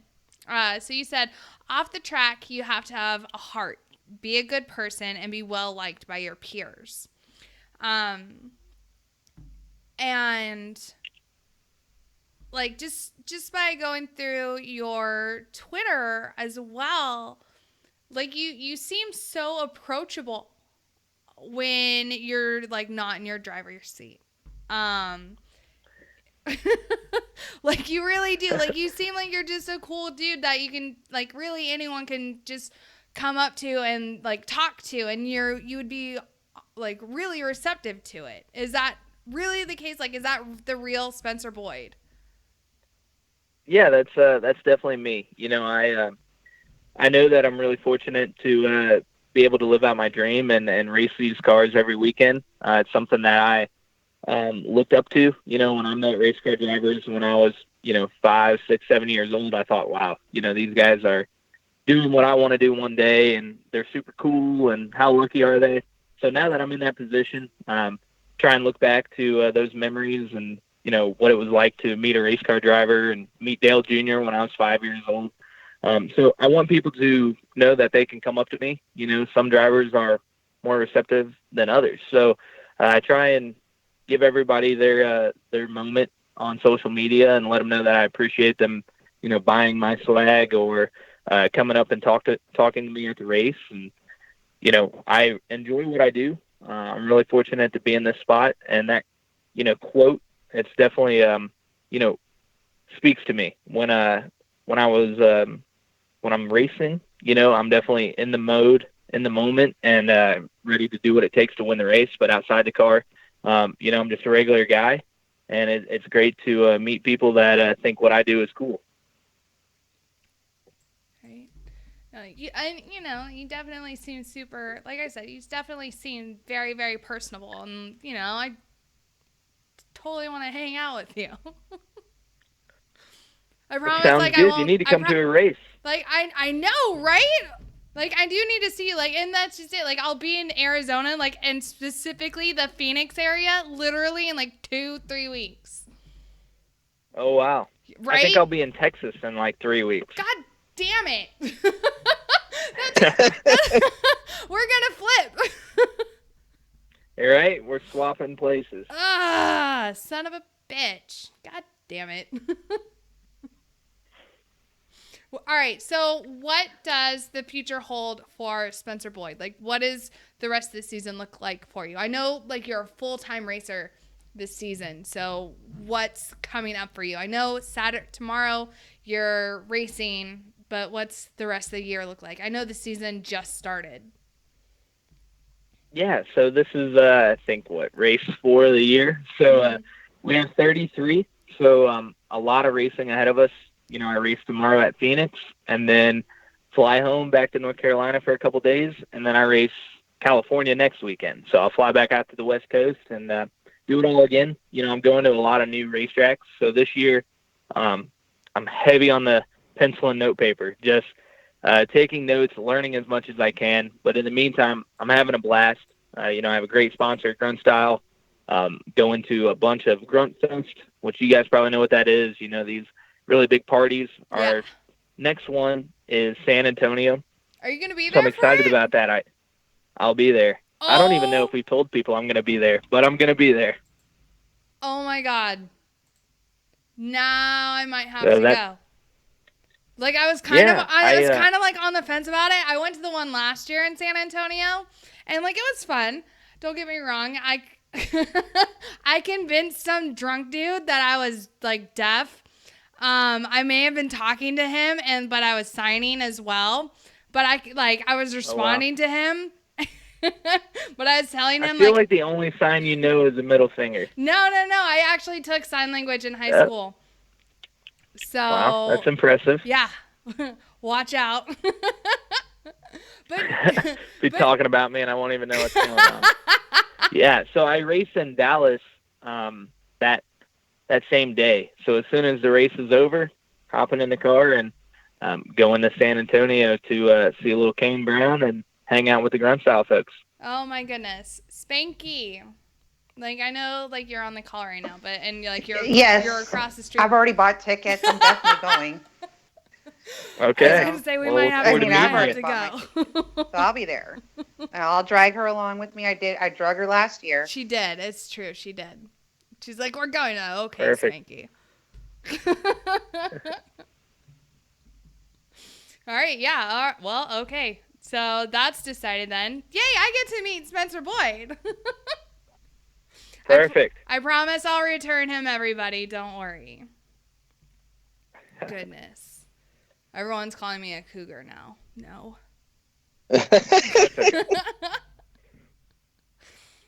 Friggin'. But, all right, so what else is in the works for you? Just a lot of racing, you know. That's pretty much it. You know, I get to do a lot of fun things, try and find cool things to do while I'm out of town. You know, I'm going to be out of town like 40 weekends this year. So go to some baseball games and just get to meet a lot of cool people. And you can follow my journey on Twitter and Facebook and try and let people into my life and see what I get to do. Definitely have a lot of fun and, yeah. Trying some things are better than others. You know, some people are like, what are you doing? You know, you're at a baseball game and the next thing you know, you're at a movie and then 12 hours later you're racing a car at 180 mile an hour. And at the end of the day, I'm just a 22-year-old guy traveling all across the country and getting to live out my dream. That's awesome. Shit, I just had a question for you. Can you plug your Twitter account for us? Yeah, so my Twitter is just at Spencer Boyd, and then Instagram is Spencer Boyd PR.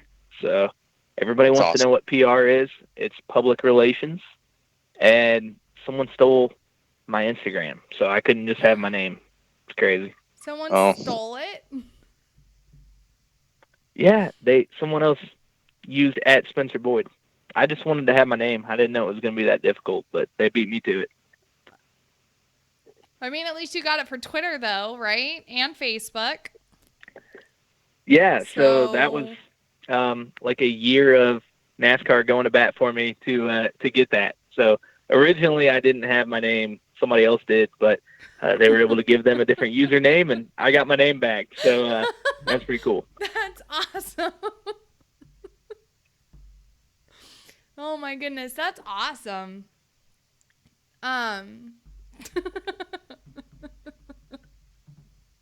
It's the little things, right? Right? It's the little things, right? When your big boss goes to war for you so you can get your actual like name as your link. That's right. Like you know, it was great because when I was in the Army, my username was just my name. A lot of people had to have numbers at the end of their name. I didn't. Exactly. I felt so special. I was like, I'm the only one in the Army. Suck a dick. And so now you can do that to people, but you know, if you wanted to. Yeah, that'd be exactly my wording.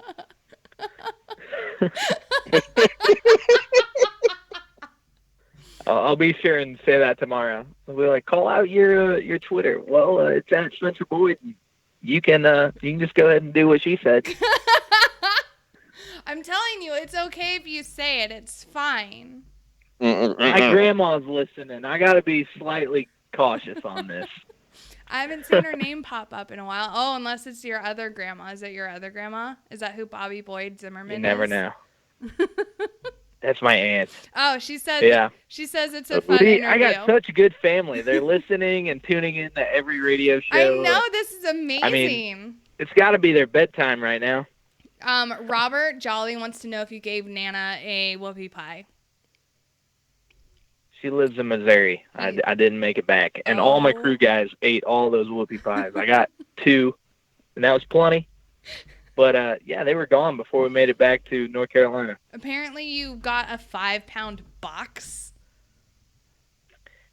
We didn't have to bring that up. There were a lot. Those things go quick when you get them.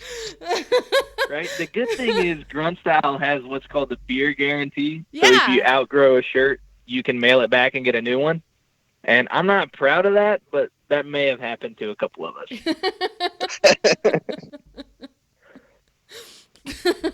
Good to know. Yeah, no, I have a couple Grunt Style shirts. I probably have to mail some back because I may or may not have put on a little weight since getting out, and you know, whatever. It happens. It happens. That's right? Okay. Yeah. You need a Spencer Boyd shirt though. You have your own shirt? Yeah, Grunt Style sells. There's 4 different Spencer Boyd shirts, so what? I don't care which one you get. You just got to get at least one of them. Well, all right. So if I do that, then if I come down and I see you, are you gonna sign it? Definitely.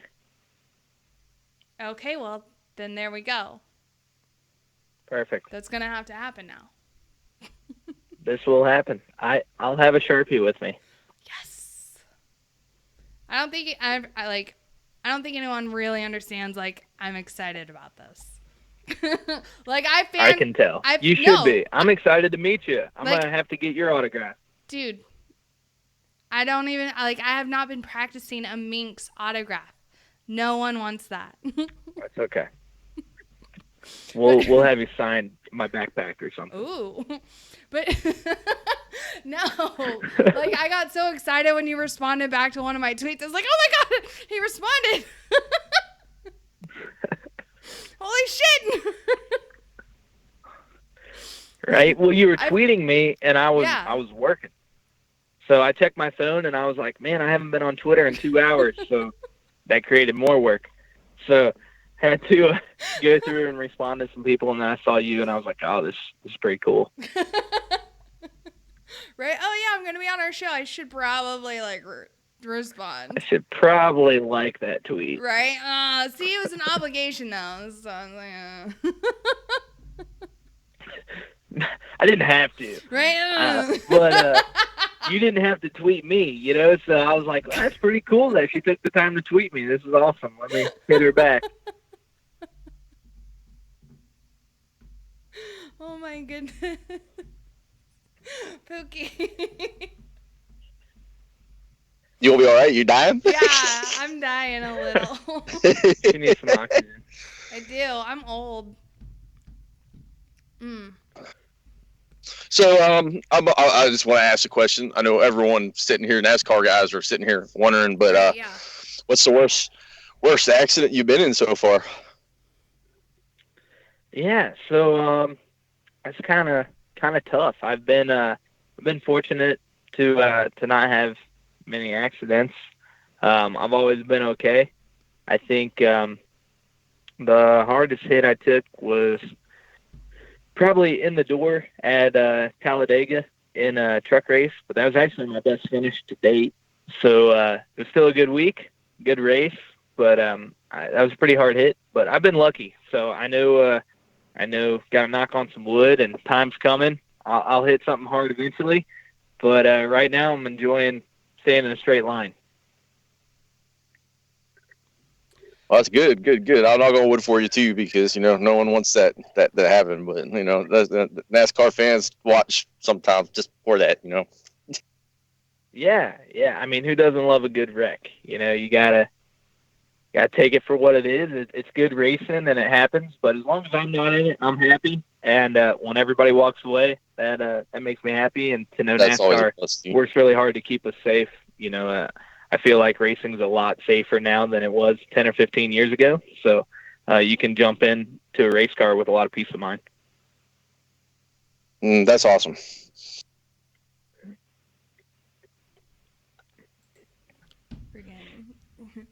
No, Pookie, you can keep going. Like, I've been monopolizing Spencer like the whole 40 minutes.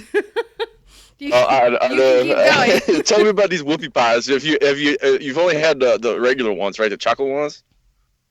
Yeah, that was the only one I had. So. Okay. I grew up in Pennsylvania. I had that one. Oh, go ahead. Well, I had half of like a red velvet one. Ooh. Oh, those are man, that was rich. I mean, that's just too rich for me. That sounds so good, though. I'm sorry, the fat kid in me is like, what? I grew up in Pennsylvania. That's a big Amish treat. So they've got like the chocolate ones, they got the red velvet, they got the pumpkin pie ones, they got everything. I was just wondering if you just had just the chocolate one or you tried other ones. Oh my God. Yeah, I had to try the red velvet. And then I didn't start out trying. I thought I was going to eat the whole damn thing, but I didn't make it. I made it halfway, and then I was like, hey, someone come over and finish this so I don't look bad. And it worked out. Everybody ate a lot of them, finished them off. I mean, no lie, it was a 5-pound box. It's pretty stout. No, I believe it, because like I sit there, like 2 or 3 of them in one sitting, and I'm a fat boy, so. Right? Yeah. No. Seriously. Spencer, you've got a whole crew of snack eaters on right now with myself, Spanky, and Pookie. Like, what snacks? There's and like nothing wrong with that. Our ears perk up. We're like, yes. I had to say it was whoopie pie. I was like, jerky. Ooh, beef jerky. Yeah, beef jerky's got to be my favorite. So, like a lot of racetracks we go to, I ride in the team van, and we stop, every 200 miles to get gas, and it's like, boom, everybody knows what I'm getting. I'm grabbing some beef jerky. Doesn't matter what brand, I don't care, good or bad, I'm gonna have it. So you you said Missouri or Minnesota?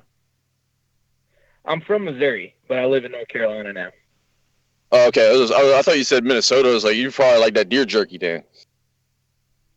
I do like deer jerky, but I'm not from Minnesota. Do I have a Minnesota accent? No. No, don't listen to fucking Poogie. He doesn't know what he's talking about. Yeah, I'm kidding. I'm kidding, man. No, you definitely do not sound like you're from Minnesota. Oh my God. No, right. You need to say a boot a few times, and that'll be all right. I'll be like, hey. Hey? Yeah, no. Can I have a whoopie pie, hey? No. You've not done that. Mm-mm.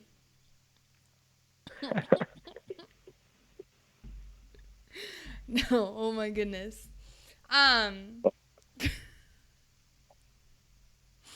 my gosh. I don't even know. What's your favorite thing to eat before a race? Ooh. Besides beef jerky? Ooh. I keep it simple, man. I gotta just eat that grilled chicken before the race. Easy on the stomach. I tried the spaghetti and different, high carb stuff, and it just doesn't sit well. I'm a bigger guy. I'll eat that spaghetti and that good stuff when I get done. Give me a little grilled chicken, I'm good to go. Maybe a Monster afterwards, and I can hang out with everybody for the night. I'm good to go. So how long do your races usually last? Yeah, our races usually are like 3.5 hours. Oh, is that it? Not too bad. Oh wow. Yeah. That's it. Yep. But you guys are lucky. You get commercial breaks. You can go get some beef jerky, some chips, salsa, log on Grunt Style, buy a couple of T-shirts. Right, we can go grab a beer. Sweating my ass off. Right? So, okay. I was going to say, so what, okay. Like, do you bring snacks with you in your car? Like, No. There's not like a tray table. I'm definitely not snacking in the car, you know. I'd like to try and eat a piece of a Slim Jim at like, what was it, like 3-4 G's you're at? I don't know. Again, I don't know. Just doesn't happen. It could. I don't know. Like, get some of that, like, what is it, dehydrated shit the astronauts use and just kind of, like, squeeze it into your mouth or something. I don't know. It's only 3.5 hours. I can wait to eat. No big deal. I'm good. Do y'all have like a Camelback in the helmet kind of like thing where it's like a hydration tube kind of thing where you can drink? We do, but it's water. It's not like vodka and Gatorade or anything. Oh well, I wouldn't condone that ever, but all right. I mean, yeah, we definitely we have water bottles, you know, that we get, you know, on pit stops and stuff like that. But it doesn't last very long. You know, when it's hot, you just down it and keep digging. Do the cars not have air conditioning? No air conditioning. Like, I bet you're going to ask me if I pee in the car too, aren't you? Well, I mean... Everybody asks that. I kind of did in the chat because I really wanted to know that. Sorry. I was going to get to that question, but y'all beat me to it. So. Is there like, do you have a Foley? Like, does someone put a catheter in you before and then like strap it to your leg? No catheter. No catheter. I'm good to go. I don't pee. I just sweat it out. You know what I mean? I may have to pee after the race, but no big deal. It's not good for your bladder. You said no air conditioning, right? You guys don't do that like icebox trick with a helmet thing? Did y'all stop doing that like 10 years back, or I don't know? Maybe not. I don't know. What's that? Like I saw somewhere a long time ago that they would do like an ice box like behind the driver's seat, and it would like pump air. So, you do that? Yeah, so we have that. Basically, it takes the outside temperature and drops it like 10, 15 degrees and blows it in your helmet.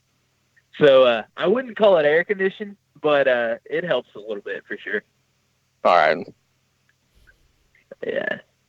When it's 100. 110 degrees outside, then it definitely helps. But most places you can hardly tell. So, okay, like, I'm sure there's definitely a reason for it, but why is there no AC in the cars? It's a race car. You can't have AC. But why? There's no roll-up windows either. Well, even hanging cranes, they're not in there. Well, I know that, and I also know that there's no actual doors on the car either, which is why you get in through the window. Like, is that how you get into your normal car? No. So, funny story. While I was racing in Atlanta, someone ran into my Mustang at the shop, and the only way I could get in the door was through the window. So I do get in my street car through the window. They hit your Mustang? They did.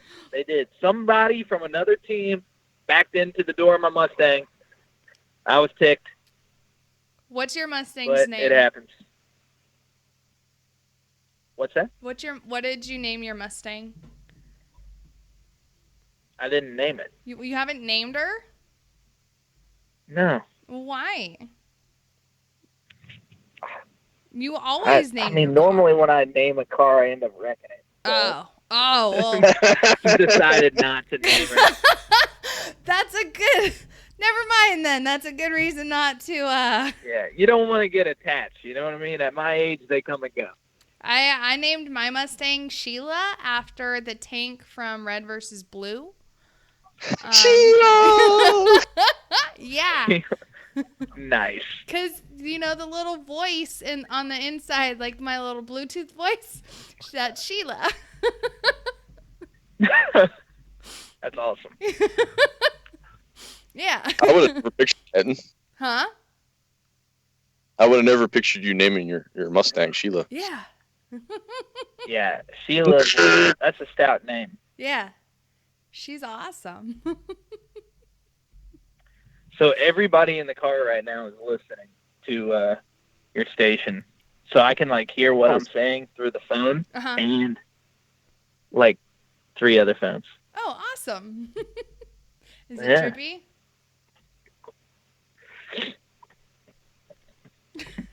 Awesome. Is it tripping you out a little?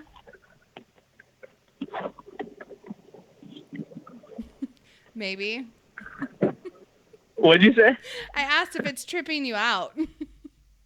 It is. It's kind of weird. I'm like, oh, I can hear myself 10-second delay. Spooky. Well, Spencer, I had such a great time with you tonight, and I wish you the best of luck tomorrow. What time is the race tomorrow? Yeah, so tune in at 3:30 Eastern time, and I'll be in the number 76 Drum Style Chevy Camaro. So I appreciate you guys having me on. I had a blast. Of course. We had so much fun. Pookie, do you have any more questions? There was one that popped up about that Hans device. Is it really distracting? Nah, you really can't tell it's on. It's pretty cool. All right. But I've grown up with it since I was 12 years old. So a lot of the older guys find it distracting, but I'm good to go. That's awesome. Again, Spencer, thank you so much for coming on the show with us. Again, very best of luck in qualifying tomorrow, and good luck on your race tomorrow. We hope that you fucking win, dude. Win big. Yeah, that's the plan. That's what we're here to do. Fuck shit up. Win big. That's right. Wrecker or checker, right? Hell yeah. I hope my owner's not listening. Right, yeah. No, You're right. Don't wreck it. It's it. going to be a good day. I'm excited. Good luck, man. All right, you guys. We're awesome, guys. Thanks for having me. Of course. So hold on just a sec. All right, we're going to go on break, and when we come back, we are going to have the third and final hour of Friday Night Freedom.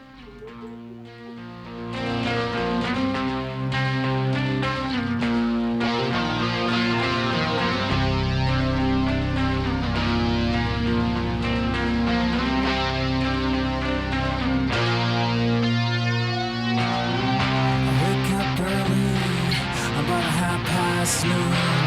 Gotta get it together, I gotta stay in tune. Same time's against me, but I hate to rush. Gotta keep it between the lines until I hit the dust.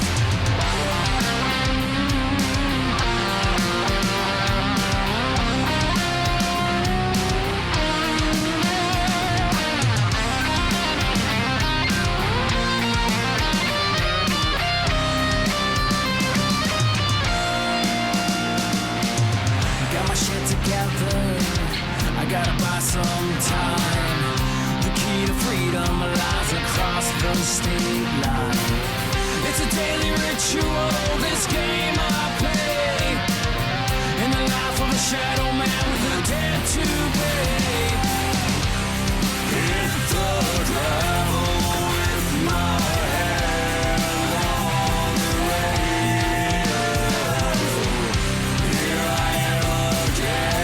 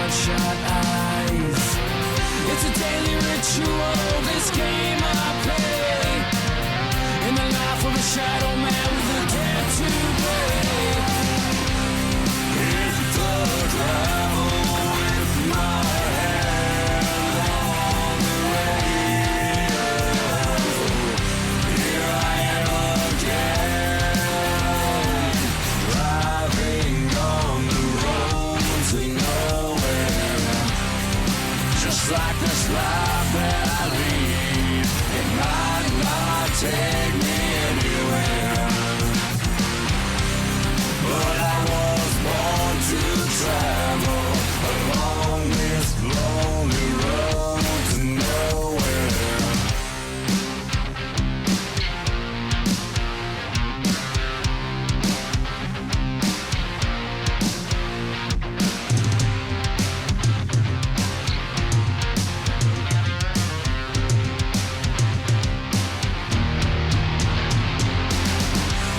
Hit the gravel with my hand on the radio. Here I am again, driving on the road to nowhere. Just like this life that I lead, it might not take me anywhere. But I was born to travel along this lonely road to nowhere.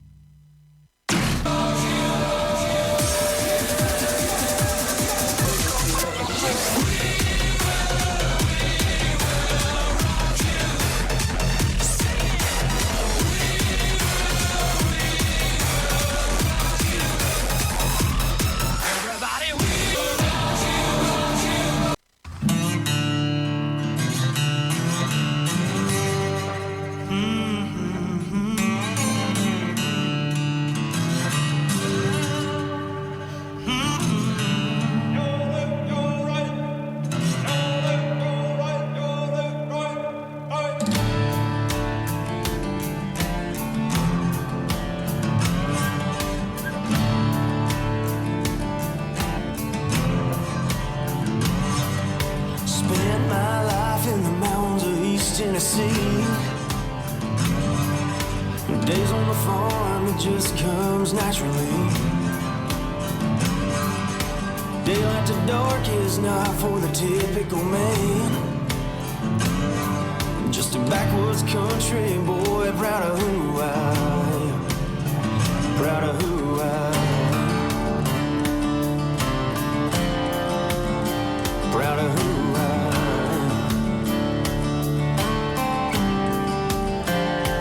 Well, this is my rifle, this is my gun. Let's get 'em, boys, come on and get you some. Let's get you some.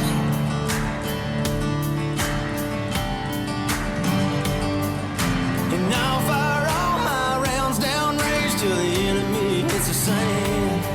Yes, sir, I knew exactly what I was doing when I swore to Uncle Sam. If you don't like the way I'm living, just remember that it's for you. I'm a redneck camel wearing son of a gun for the red, white, and blue. Red, white, and blue.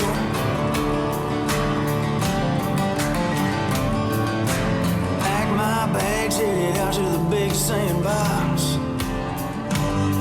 Just some good old boys and me, some made it some night. Well, the price of freedom, son, it don't come free. I guess that's why the good Lord chose me. This here's my rifle, this here's my gun. Let's get 'em, boys, come on and get you some. Let's get you some.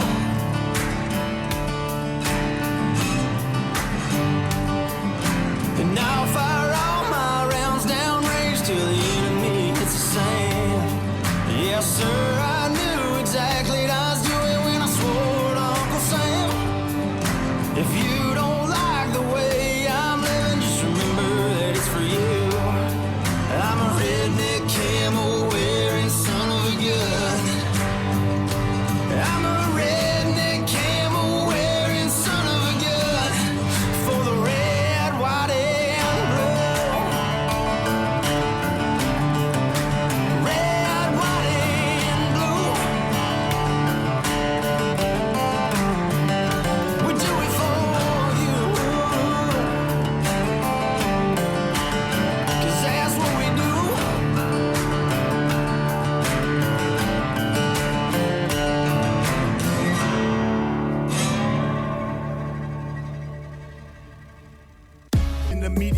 made me like a kid for a living, like I'm cold with no heart, a brain with no thoughts, a body with no feeling, a life with no cause. Like you breathe, I breathe, and like you see, I see, and like you need, I need, and like you bleed, I bleed. Don't treat me like an object, I'm tested and proven. Mind, heart, and soul, I'll always be a human. Like you breathe, I breathe, and like you see, I see, and like you need, I need, and like you bleed, I bleed. Don't treat me like an object, I'm tested and proven. Mind, heart, and soul, I'll always be a human. I'm damned if I do, and damned if I don't. It's like every single time I say what's on my mind, they go for my throat, they spew evil words. A few are absurd, always grinding, grinning, and killing my soul with these verbs. Hold me down, like I can't gasp for air. I'm closed inside of a box, like I'm inside Fort Knox. Every time that I'm there, I don't know why they think that I'm different from you. All that's true is I'm a like you breathe, I breathe, and like you see, I see, and like you need, I need, and like you bleed, I bleed. Don't treat me like an object, I'm tested and proven. Mind, heart, and soul, I'll always be a human. Like you breathe, I breathe, and like you see, I see, and like you need, I need, and like you bleed, I bleed. Don't treat me like an object, I'm tested and proven. Mind, heart, and soul, I'll always be a human. Like you breathe, I breathe, and like you see, I see, and like you need, I need, and like you bleed, I bleed. Don't treat me like an object, I'm tested and proven. Mind, heart, and soul, I'll always be a human. Like you breathe, I breathe, and like you see, I see, and like you need, I need, and like you bleed, I bleed. Don't treat me like an object, I'm tested and proven. Mind, heart, and soul, I'll always be a human.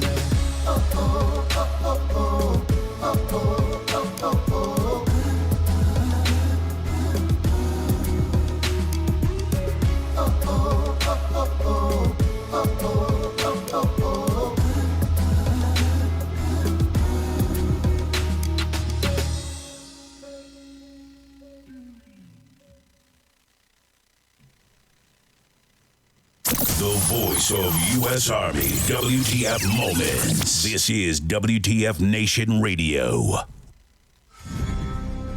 Hello, everybody. Welcome back to the third and final hour of Friday Night Freedom. Oh, that was an awesome guest. Yes, it was amazing. Goodness. I learned a little bit about NASCAR, kind of, I think. I don't know. Right? I don't know. I did learn before, like, prepping for this. Like, I always thought that they had just, drove in a left-hand circle. I learned, though, in my prep that is not always the case. And that was a question I meant to ask Spencer, is that there's two races that go to the right. And I was going to ask him if that fucking, like, trips him up. Because, they're so used to going left. And, they're fucking, like, Derek Zoolanders. And they can only turn left. But, oh well. They got street courses too, right? I know! It's fucking my head up. And I don't like it. I do not agree with this. Only left turns are allowed. Right. It's fucking like, honestly.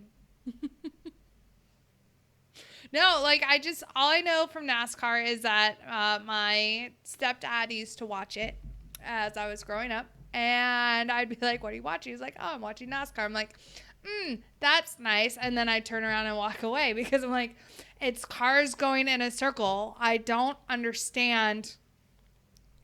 It. Apparently there's like a science to it. Yeah, like, apparently, though, they're a lot of fun to go to, and I really want to actually go to a race. I hear pit parties, like, are a lot of fun, and I think that's what they're called. I don't know. But, like... Pit parties.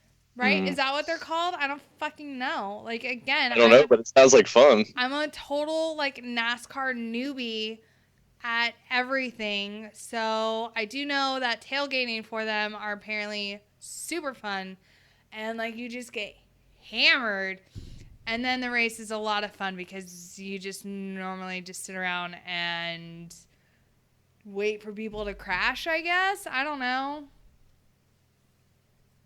My grandfather's been to a few of them, and he says the worst thing is, like, when you leave, you're picking, like, rubber bits out your teeth and shit. Oh no, who wants that? I don't want that.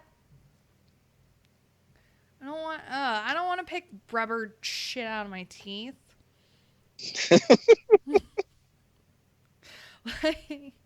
I hear, however, the people watching is top notch. I would guarantee you almost it probably would be. So, like, that's almost like not so much just looking at like the drivers, like, because let's face it, like, there's gonna be eye candy, right? Like, let's face it, there's gonna be some. So, like, just looking at the eye candy is gonna be nice, and then, like, you know, watching the actual drivers like do their thing, that will be nice. And, like, you know, day drinking is always a good time. But I think the people watching. It would be almost like going to Fayetteville Walmart. Oh my God. The people watching would almost be a sport, nay, a bingo in and of itself. Ooh. You need to come up with a bingo game to go to a NASCAR race. Yes. Oh my God. Yes. We could do like a bingo of NASCAR people watching. Man wearing Daisy Dukes. Check. Right? Check.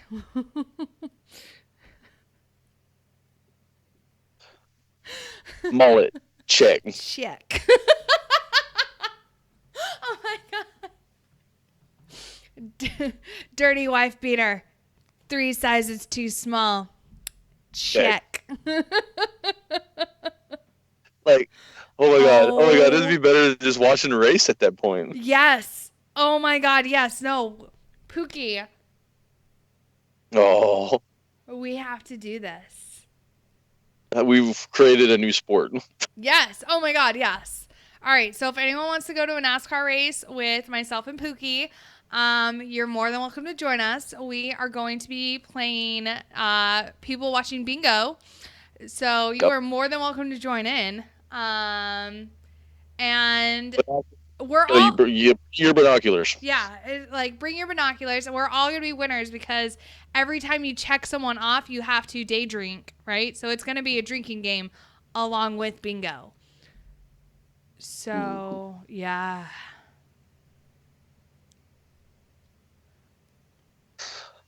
I think you should add the rule that they should have to wear those like cut off Daisy Dukes in, you know, if they decide to come with you. Oh my God. Dude, I'm just throwing my 2 cents in. Don't get me started. Like, I've got a couple pairs. And boots. I don't own them. Oh my God, yes. Pookie, yes. I'll let you borrow a pair. Bitch, yes. And I've got a sparkly belt. No, I've got like 5 sparkly belts. Hell yeah. We are gonna redneck the shit out of you, Pookie. Like, you're already redneck as fuck, but we're gonna like redneck glam you. Okay? So because So you're just gonna turn me into Elvis Presley at that point, then? yeah. Do I get to fly in on a parachute? No. Mm-mm. It's not fair. How am I gonna get you up in the air, dude? I'm not a pilot. Yeah. I don't know. Bring the hearing protection. It's loud out there. Ugh. That's right. Oh, yeah, that's right. Like, are we going to need, like, the big-ass ones? Or, like, just the little? Like, do we go with the big ones and, like, make it seem like, oh, yeah, this is not my first race? Or do we get the little ones? No, Like the the pros foam don't ones. go out with hearing protection. Well, they're insane. Oh, I mean, you know. I mean, there's always that chance you could just mind your own business at the race and there's an accident and a wheel just comes flying at you and takes your head off. I mean, that's part of going to NASCAR. Dude, that could be part of, like, bingo. What random decapitation by tire? Yes! That could be the center square. Like, Oh, God. instead of the free square, tire flies into the crowd square. Like, oh shit, that one actually happened. Oh my God. Aw, Gio says he'll take me to a NASCAR race. Aw, that's sweet. Owl says Pookie wears some platform shoes. I'm gonna what? No. Yes. My body structure can't handle that. Oh, it's happening. You'd have to get the Frankenstein platform shoes because I'd break a heel. Oh yeah. No, this is happening. NASCAR's 140 decibels. I don't understand what that means, Dale. I don't.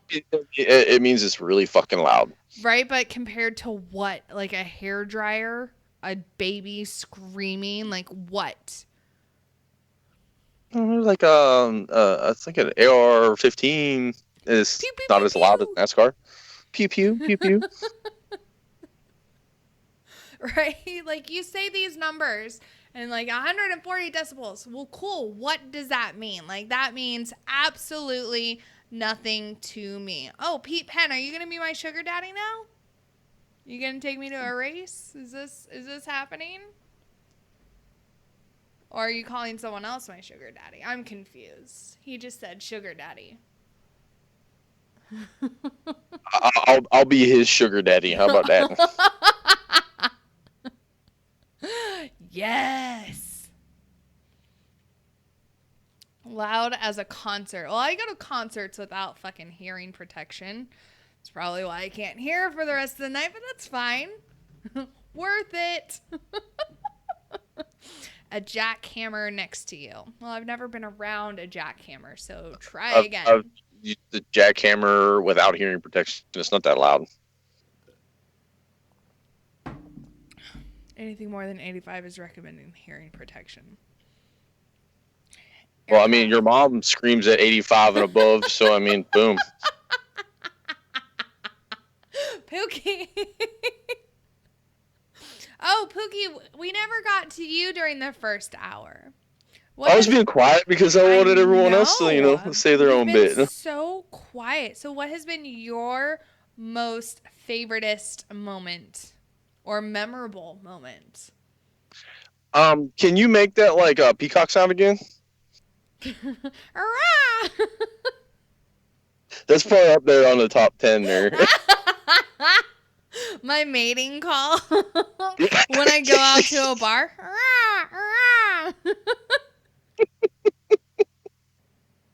I don't know, like, oh god, I think my first show is the most memorable because I was like so fucking nervous. I was like, and now I'm just like, well, fuck you, bitches.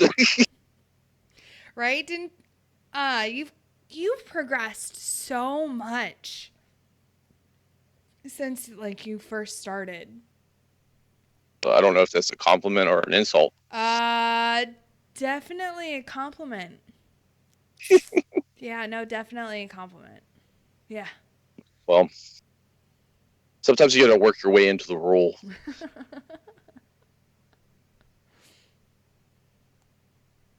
I don't know. I mean, it's like I said, happy birthday, WTF Nation Radio.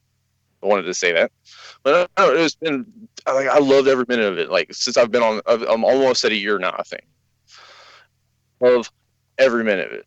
Every minute of it. All y'all are great. I love y'all to death. I love our audience. I love them to death. It's great. It's always a great time here. Right? I mean, we try to make it. Got you.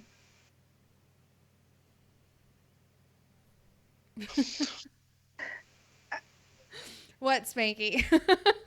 No, like y'all are all at the Onion Kind Ninjas tonight. Like seriously. Like, I mean, I could tell you mine real quick because mine's a little like not onion cutting ninja. Yeah, what's yours? It seriously is. Okay, before we used to play Drink That Tune, right? Yeah. That's actually how I started listening to the station. I was bored on my couch one night. I'm looking through. I see the main page had Red Leg Show up. I'm like, what is this Drink That Tune? And I'm like, oh, I like music. Let me listen. And then I'm like, who the fuck is Ice? Like, why is he getting all the answers before me? And I'm mad as hell. And my favorite moment.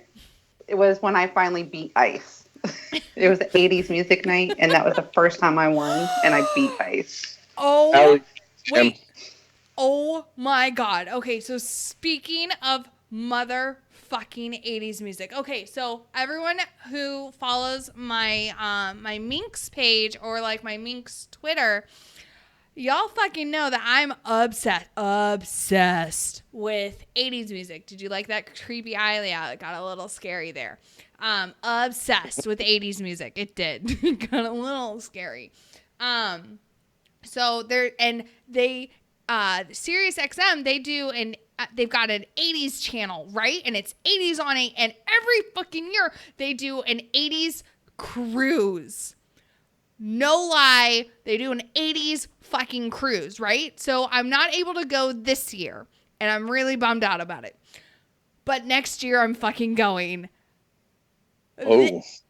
Dude, no, like, and tickets go on sale later this month, and I'm already like saving up money. Like I'm fucking going because they have motherfucking Kenny motherfucking Loggins is gonna be on the fucking. Oh my God! Danger Zone. I'm so excited. Oh God. You know, something bad happened to me today. Like, I saw a video of this guy, he had an old Volvo, and he, like, changed the dinger out. You know, like, when your doors open, it goes ding, ding, ding. He changed it out to play, like, Toto. Like, Africa. Yes! And the song was stuck in my head. Oh, goddamn, dude. The only way I got it out was listening to Electric Avenue. I gotta rock on to Electric. Yeah. But yeah, and then Dee Snider is hosting, so he's gonna be there on the boat too. And like, oh my God, like I'm so excited. Like, danger zone. It's like, What would you call that zone of danger? Danger, Lana, danger zone. Yeah. Oh my God. Yeah. No, I'm fucking going next year. I don't give a shit. I'm going. Ugh. And I'm really sorry if I like blew anyone's eardrums out with my high pitched screeching, or if like dogs are suddenly like barking in your neighborhoods. I'm really sorry. I've been known to have that effect. But I got super excited, so I don't know what to tell you. But Could be like I was like drunk like a week ago outside, and I started singing a song. It was like late at night, and all the coyotes started like yipping at me. Awesome. So. They were probably wanting to join in, so it's fine. Yeah, it was funny. But yeah, I fucking, oh my God, so I found out about this 80s cruise from the doctor that I work with on Mondays. Because he told me about it like 2 years ago when he like was going on it, and he was like, yeah, I'm going on an 80s cruise. I was like, wait, what? and then he was posting pictures like, oh my God, I want to go. And so then, like, we've been talking about it all year. And I'm like, God, I really wanted to go this year. And I almost fucking went this year. But then, and I almost, like, again, I almost went this year. However, his wife ended up, like, going. So, you know, actual wife has priority over work wife. So, you know, she gets to go. That's usually how it works, though. Right? Yeah, and that's completely fine. Again, like I just work with him. So like, there's nothing else there. It's 100% platonic relationship. That's it. It's just work. But so yeah, so he actually tagged me in a video on like the fact that they announced who was going to be playing next year. And he was like, Kenny Loggins. I was like, oh! And he was like, you have to go. And I was like, I have to go. And so now I think there's a group of us that are going to be planning. He's like, you and then his buddy, he's like, you and my friend should get a room. And I was like, okay, you tell him to book it. I'll pay him back my share. Like, I'll book my own plane ticket. Like, I have to go on this 80s cruise. Like, it has to happen. So, yeah. So that's going to be like a birthday present to me next year. But, like, I pay for it this year, but it'll be, like, next year. So, I don't know. I buy myself big gifts for my birthday. A couple years ago was my car. You know, a couple years after that, it was a big tattoo. I don't do shit for my birthday. Yeah, no, I buy myself big presents. During Christmas, I usually buy myself a big present, but my birthday, I'm like, yeah, fuck it. I'm just older. No, not so much Christmas, but yeah, no, my birthday, I'm like, yeah, treat yourself. Because I'm like genuinely shocked that I like survived another year. So, I'm like, let's celebrate. God, every morning I wake up in the morning, I'm like, shit, I'm still alive. All right, cool, let's do this shit. But yeah, so Kenny motherfucking Loggins. Oh shit, man, that's tempting. Right? Just so I could have that live video of me like, this is Kenny fucking Loggins. Danger zone, motherfuckers. Right? Oh my gosh. I mean, he better hold that till like the last song that he does, because if he opens up with that, it's gonna be like, all right, I've seen it. Right? I'm out. Oh, no, I'm done. I know. No, I'm gonna have to like research extensively like all the other Kenny Loggins songs.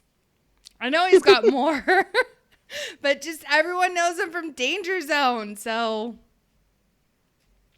yeah. What's that guy Jimmy Buffett did Margaritaville? Alan Jackson? No, I think it was Jimmy Buffett. Was it Jimmy Buffett? I don't know. He's like, on my way to Margaritaville. Yeah, Jimmy Buffett. There But you he go. did a remix with Yeah. he did like a part 2 with Alan Jackson. Can you name a song, other song that he's done? I don't think I can. Who, Jimmy Buffett? Yeah, No. it's Margaritaville. Yeah. That's it. Yeah, that's what he's known for. So you go to a Jimmy Buffett concert, right? You just there to hear that one fucking song. Right? Yeah. Oh, Right? I'm sorry, because I can, just because Cheeseburger in Paradise. Oh. Wait. Wow. Wait, There. Cheeseburger in Paradise? That's the name of the Yeah. song? That's the name of another Jimmy Buffett song. Yes. You got me on that. I do know that one. There you go. That's 2. I don't know many more off the top of my head, but yeah, I can't forget that one. Right? But yeah. So it's going to be a lot of fun because the trick is, though, because everyone apparently just gets schmammered, right? Out the get-go. So you know the newbies on this fucking boat because they can't pace themselves for the whole week because it's a 7-day cruise. And so the trick is to pace yourself. So you don't die of like alcohol poisoning by day 3. That's like my homeboy went on a boss cruise, and he said there's like people just passed out in the middle of the hallways. He's like, this is insane. There's like this dude's just like passed out, like just boom. Oh, wait. TKO'd. Footloose is by Kenny Loggins? Is it? Spanky! Did I just might have just had an epiphany? Yes, I'm sorry, yes. Oh my god. Oh, okay. So you can get your Footloose down. And I know the dance to that one too. You would. I would. Yeah, I would. You would. Yeah. I just automatically think Kevin Bacon when I think Footloose, so Right? it doesn't click right in my head. That's just the way my mind works. See now I got this mental image of Kevin Bacon, but replaced with Minx dancing to Footloose. Yeah. Well, yeah, it's a line dance. Mm. Good night, Gio. Good night, fool. But yeah, friggin'. Ugh. So, okay, so what a lot of people don't know, so I'm on call this weekend.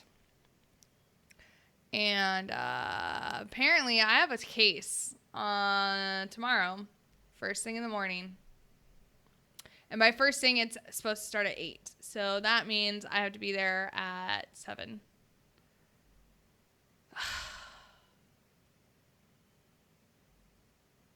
I'm really not looking forward to that. That sucks. Yeah. I'm not excited. I do have a question though. Explain those weird sound bar things. Oh, okay. So I sent a video in Thursday because I was in the urology room. So I was looking into people's bladders all day. It's a great time. And I sent in a video of these things called Van Buren sounds, right? And they start off really itty bitty, and then they work up to about the size of my thumb, which, there you go. That's my thumb. And they're long. They're about that long, and they're shaped in a J. And their whole purpose is to dilate your dick hole. Yeah. It's the whole purpose. So, yep, that's them. WTF Nation Radio, you are on the air. Who's this? Well, hello there, my former co-host. Oh, what's up, Mud Puppy? Heyo! I did not recognize the number. I was like, who's this? What's As up, always, dude? on the weekends now, traveling and doing the Instagram thing, and Nice. Freaking, so what are you up to right now? Where are you going? I know you're traveling. yeah, Anderson, South Carolina. Anybody who's listened to the show for any length of time knows I'm killing the cheer dad game. So headed up there to take girls to the cheer competition. Listening to our birthday show, 3 years. I know, right? Wow. Crazy. As I was trying to remember, I've been with the station now a year and a half, almost 2 years. Has it almost been 2 years Yeah. for you? Yeah, I came in just after you, so it's probably been a year and a half. Yeah. I came in November of 16. Yep, I was right there with you. 'Cause you were still Proby status. Yes, I was. Yes, I was. Right? Noob. Look at us now. Noob. Look at us Oh, now. it's been a hell of a ride for all of us. Right? Oh, speaking of rides, how's your bike riding going? Awesome with this.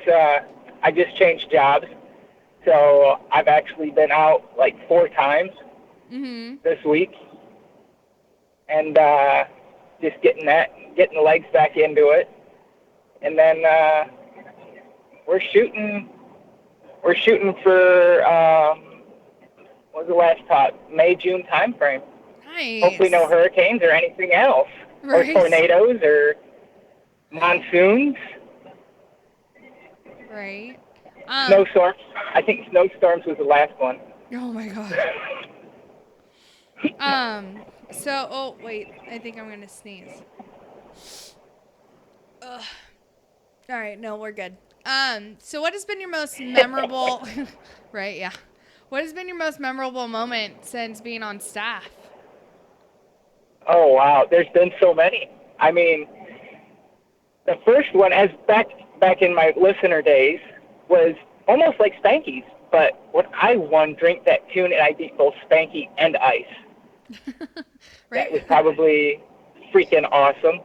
Eat and a I got dick, my bumper bud. stickers.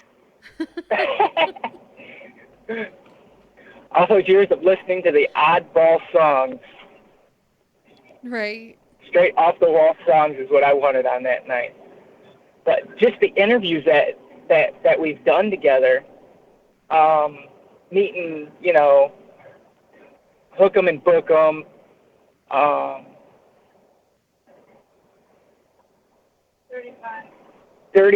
Angry Cops. Angry Cops, I swear to God, you and me laughed for days afterwards on that one. Well, dude, no, that interview continued. Like, he stayed on not only like just for the hour of like the interview, but he stayed on and for 2 hours, like the last 2 hours of the show. But then he hung out with us for like another hour and a half after the show ended. That was our longest. That was probably one of the longest shows you and me ever did together. But like, you know, the show ended, and like an hour and a half later, I was like, dude, I have to get to sleep. And he's like, okay, I guess. And then he like get into another story. And I'm like, no, I'm serious. Like, I have to go to sleep. He was fun to talk to. I want him back on. Yes, he was awesome.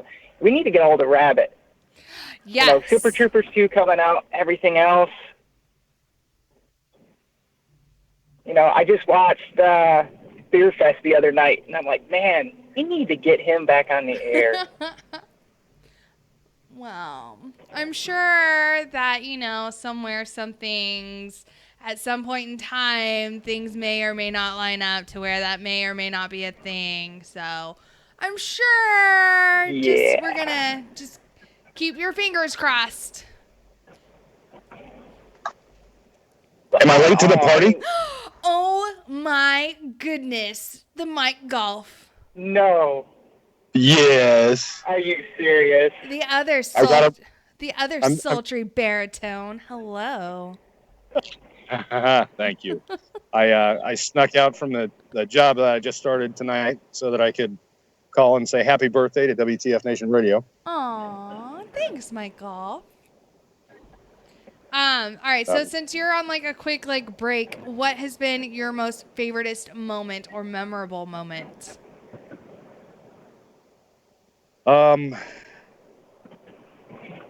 Probably doing field work for WTF Nation Radio. When I went to the Warfighter Symposium at Fort Benning, and then came back and did work. That was awesome. That was probably the most favorite thing that I've done so far. Is actually being out, gathering information, getting photos, coming back and doing a report on it all. I thought it was going to be your brief stint as a calendar model. That was extracurricular. I didn't want to overwhelm the audience, you know, with the sultry baritone and the toga right at the same time. Yeah. Mm, I don't want to overdo it. exactly. Right. The people can only handle so much. There's only so much of Mike Golf that people can handle, and only so much of Mike Golf to go around. Right. Yeah. That's what she said. I have to get back to my non-glamorous job of being a bar back at a dive bar, Oh, sweet. All right. Well, you have which fun is a with really that. which is a really euphemistic title for the dishwasher. Ah. Well, So have fun with that, I guess. I don't know. it's something to do. Anyway, thanks for having me on. This is the second birthday anniversary that I've got to celebrate. Yeah. I appreciate you working with me. Yeah, of course. Bye, Mike Golf. Bye, Minx. Bye, Mud Puppy. See you, bud.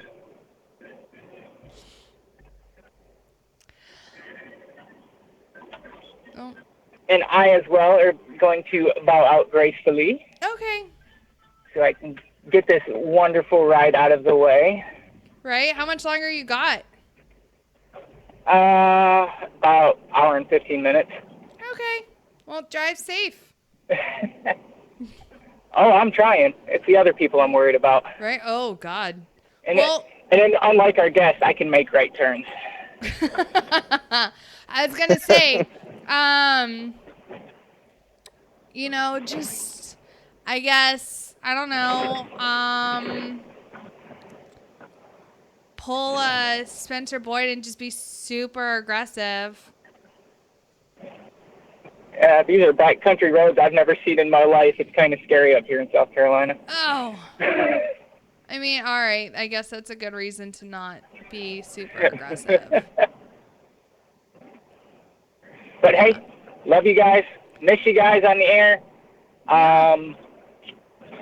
Keep an eye out. Don't forget, folks, we are on Instagram.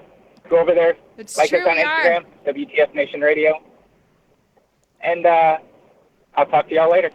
Bye, Mud Puppy. See ya.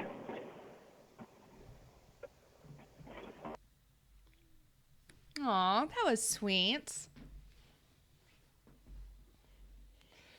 Ugh. All right, Paris. So I hooked up with Connecting Vets on Wednesday, and it was really weird. So they actually interviewed me. And so that was really, really fucking weird. Because, I'm used to being the one asking questions. And so they were talking to me about, what kind of shows we do and everything. And I was telling them that sometimes on our show, Pookie, we talk about conspiracy theories. And Phil, the host, he was like, oh, like, what do you mean? And I was like, oh, well, let me bring you into my favorite one. And I told him about Hillary Clinton's and how, anyone who ever goes up against the Clintons ends up dying of, suicide. Mm-hmm. Suicide. Yeah. And I brought up, and he's like, well, maybe they were just having a bad day. And I was like, oh, yeah, so they shot themselves twice in the back of the head. And he's like, well, you never know. And I was like, no. I was like, how about that one kid who got shot in front of his house in downtown D.C., and he's like, he's based out of DC, so he knows exactly who I was talking about. And I was like, this was claimed to be a robbery gone wrong, but yet nothing was taken. And the next day, it's as though nothing had happened. Like there was no follow-up, nothing. It was swept under the rug and just claimed as a robbery gone wrong, no follow-up. And he's like, oh my God, you're right. Dude, I converted someone into my conspiracy theory. Oh God. I did it. In 5 minutes of talking to him. Oh man. I'm so proud of myself. Yes, I'm proud of you too. So proud of myself. Hit the nail on the head. Did you hear about that thing that happened in Utah at the school? By chance? The kid who swore allegiance to ISIS and tried to blow the school up, but no one ever talked about it. Yeah. Conspiracy. It's almost as though they're only talking about the guns so they can ban them. That might be it. Weird. I had a friend though. I shared that on my real book. And I had a friend who was like, but it was in the news. And I was like, yeah, but not as in your face. Yep. Not 24/7 for 3, 4, 5 days straight. No, not even a couple days. Dude, that thing in Florida and gun control, that shit was in your face for 2 weeks. It's still going on, I think. In your face, it's God, enough.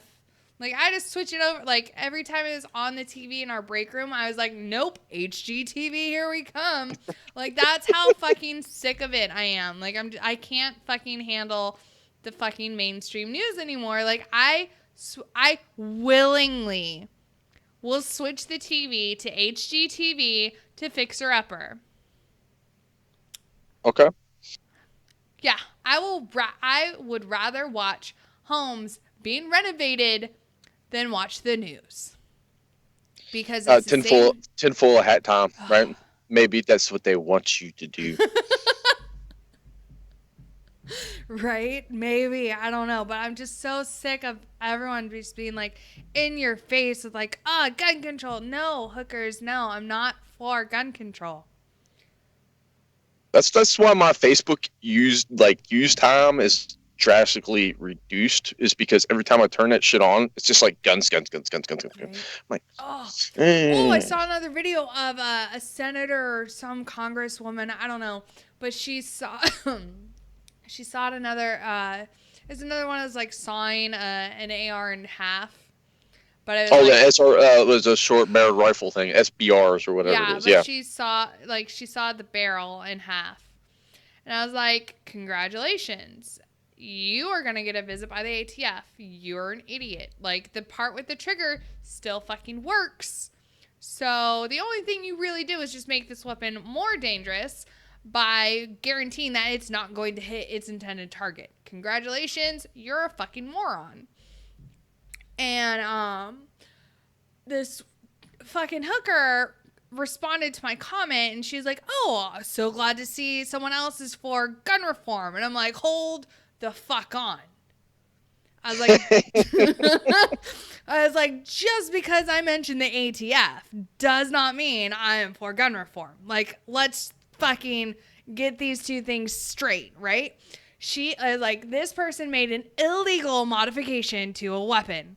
Of course I want law enforcement to get involved because what she did was illegal, right? So let's get law enforcement involved because, again, let's say it one more time for the whole class. What she did was illegal. That being said, I am not for gun control. Two completely separate things. I hear a bunch of rees going on. Right? Oh my god. And and that was part of the interview too. Like he had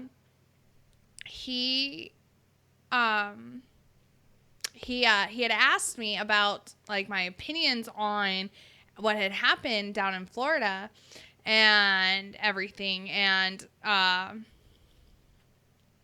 he was like, do you think there should be gun control? And I was like, hell no. I don't. Personally, I don't think there should be. It's like, there's that whole part of the whole Second Amendment is to make sure that we have the same weapons that our government does because, shall not be infringed. Yeah. Yeah. We have to be able to protect ourselves from the government who is supposed to protect us, but they can't. And it's to make sure that they cannot turn their own weapons against us. So, yeah. But, whatever. That happens. Yeah. Tell me you won't keep your gun. Fuck yeah, I'm keeping my gun. Who said that? I don't know. Hell yeah, Pete. Oprah needs to hand out guns. Oh my God, yes. Could you fucking imagine the heads exploding if she started doing that? You get a weapon, and you get a weapon. Everybody gets weapons. And I'll have to get tickets to go to her show. No, that's such a bad idea. You don't want to give guns to those people. No, you don't. But gun violence would go through the roof automatically because they just base gun violence on gun crime or like accidents to you. So I mean, I'm just saying. Would it though? But her show's in Chicago and they don't have those there. Oh yeah. Oh. Oh, you know what I saw? I saw that kids in the south side of Chicago are actually teaching themselves how to give trauma first aid for gunshot wounds. Holy shit! Really? Yes. I mean, I'm not gonna diss that. Like but, tourniquets. You're in such a shitty situation where you have to teach that. Right? Like, I mean, there should be like common sense at school, anyways, like how to treat a wound kind of thing. I don't know. But no, Maybe- like tourniquets, pressure dressings, fucking how to control shock. Like high That's school shit learning basic training. Yeah, like high school, junior high kids are giving classes to each other in the south side of Chicago on how to treat fucking bullet wounds. That's you know what you bring a very valid point, right? We like our media has been harping on that whole Florida shooting thing, right? No one talks about Chicago though. Not a single word about it. Like Chicago's had like I think it's like 80 maybe plus killings with guns, and they're not assault rifles, they're like handguns and basic bullshit, but still strictest gun laws in the United States. Yeah. That brings to question some issues. Right? Weird, right? Just a coincidence. I mean, the media don't cover that, but yeah, Florida. Right. I'd like to hit that nail on the head again. What happened with this Las Vegas shit? Right. Weird. What's up, No, stepdad? haven't heard a thing about that. Yeah. Hi, Cos. Hey. Happy birthday. Hi. Dude, let's give something away. I agree. What do you want to do? I've got no idea. I just thought it was a good idea. You No, can it give is me a away. good idea. Let's give something Okay. away. Next caller gets a chunk of half of Pookie's beard. Oh, no, let's not give away his beard, though. That's Not like, even half of it? It's gonna go in full. If like it's gonna be at least $10,000 there. No. Well, shit. 10,000. If you started a GoFundMe right now for a cause to like help something, I would me? shave my beard. No, not for you. Like say like helping like the children's hospital or something like that.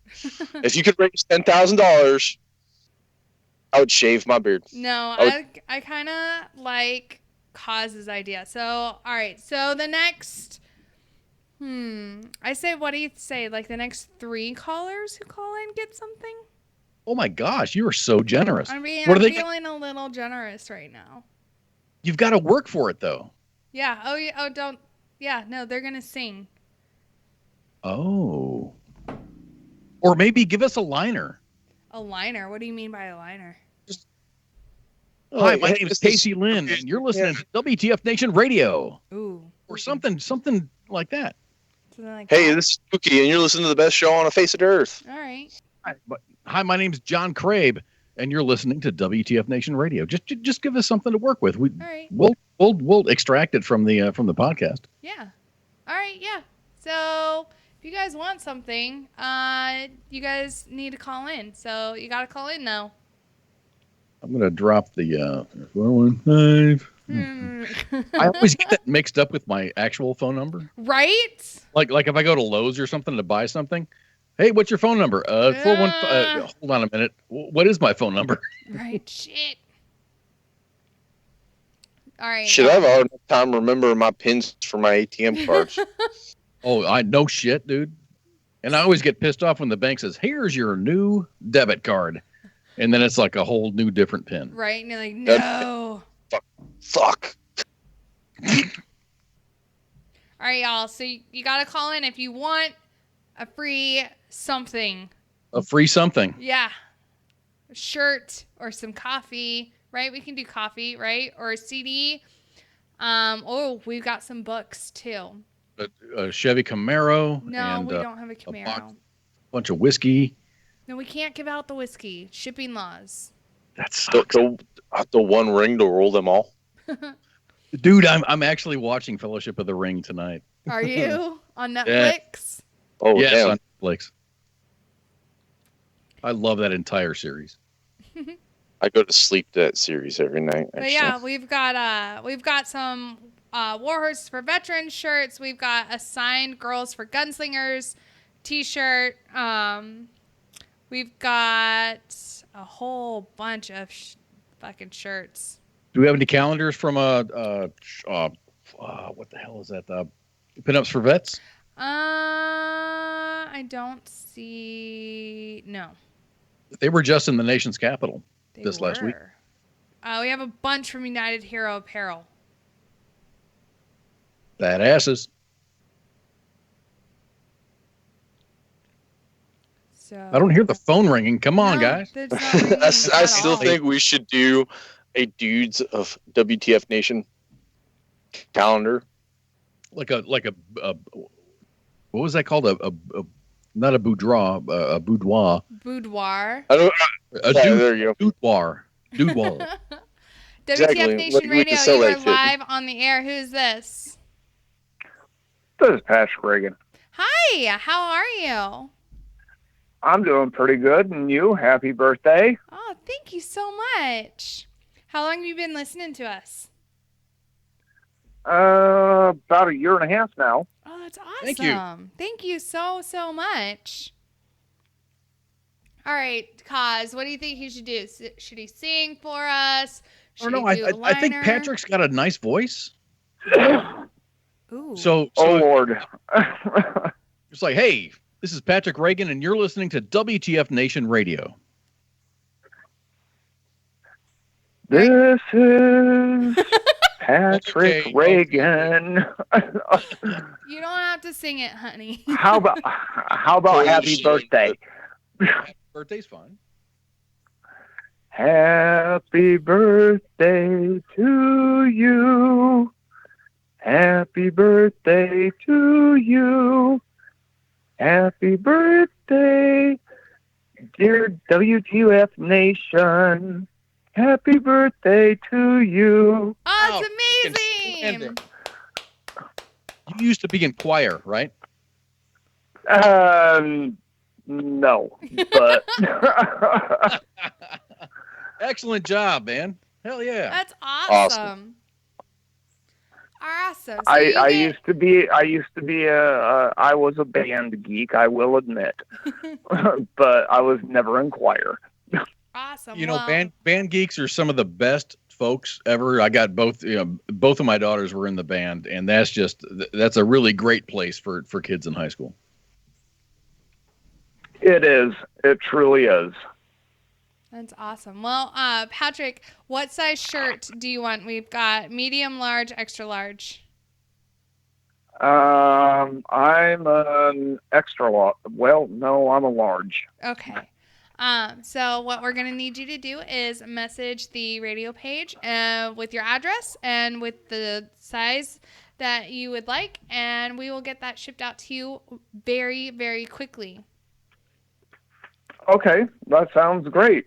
So thank you very much, Thank you sir. so much, Patrick. No, thank you. Of course. Have a good weekend. Thank you. You too. All right. Bye. Bye. That's humbling. It's humbling for someone to say thank you. Right? You know?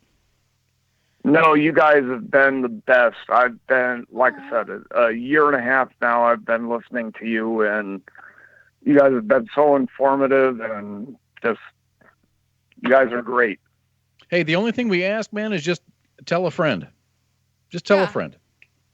Check these guys out. Oh, I definitely will. Actually, I've posted your station to a number of friends and on my personal web pages. Thank you very much. I appreciate it. Thank you. Not a problem. No, but like I said, thank you, because without you guys, hey, you know, you guys have just been so informative in so many different ways and brought things to life that nobody realizes is going on.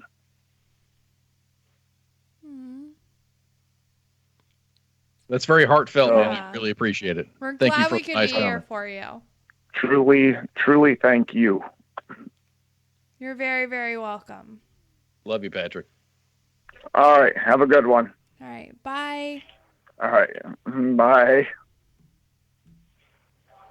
All right. WTF Nation Radio, you are live on the air. Who's this? Hello. It's Stanky. Come on, guys. Hey, but thank you. No, really, I mean, thank you. Hi, Stanky. Thank you, Kaz. Thank you, Minxie. Thank you. Yeah, I've been around for a couple of years. How did you guys? It's had a fun night tonight, huh? Yeah, it's been a good night. Is this Stank? Yeah, it's Yeah, Stanky. it's Stank. Thank you. You go ahead and cue up the soundtrack. There you go.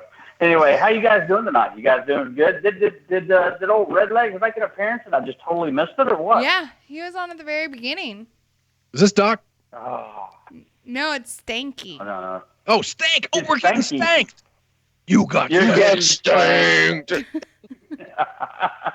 Yeah, come on, Cos, man. Come on, man. You're killing me here. Yeah, but I just wanted to say thank you. And thank you. No, anyway. Thank you. Hey, happy birthday. Happy birthday. I think I got to swear this is like the 4th birthday. It's our But third. that's okay. It's only our 3rd birthday. We're only 3.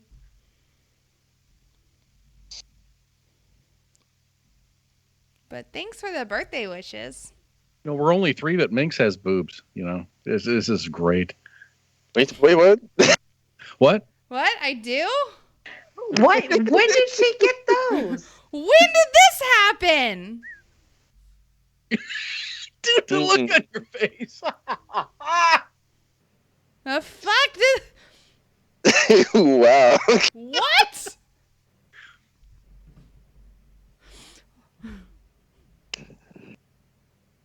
All right, bye, I've got Stank. 2. So random. I'm sorry. I apologize. It's okay. That's what we call throwing a wrench into the machine right there. Yeah. Right. No, it's good. It's fine. To do that from time to time. It's You threw me off so bad right there. right. It's fine. I really want to give away 2 more shirts. I would really like to have 2 more callers. I want Joe Crabe to call. I've pinned the number up there in the Facebook live chat. For all you folks here on Mixer, it's 415-889-8367. Right. Next caller has to work for a shirt or a coffee or whatever we haven't given away yet. I say random trivia. Random trivia. Random trivia. Just a random question. WTF Nation Radio, you are live on the air. Who's this? Yes. Hi. First time listener, long time caller. Pep. Mm-hmm. Hi, guys. Hello, Pep. Happy birthday. Hello. You get random trivia. Have you hit any trees lately? My brain will be able to handle that. You know I'm a dum-dum. Right? You are a Marine, so. Didn't you hit a tree? Fine, I gotta get some crayons. Right. Right. Yes, I almost did kill myself on the motorcycle. Oh my goodness. All right, so let's see. Trivia questions.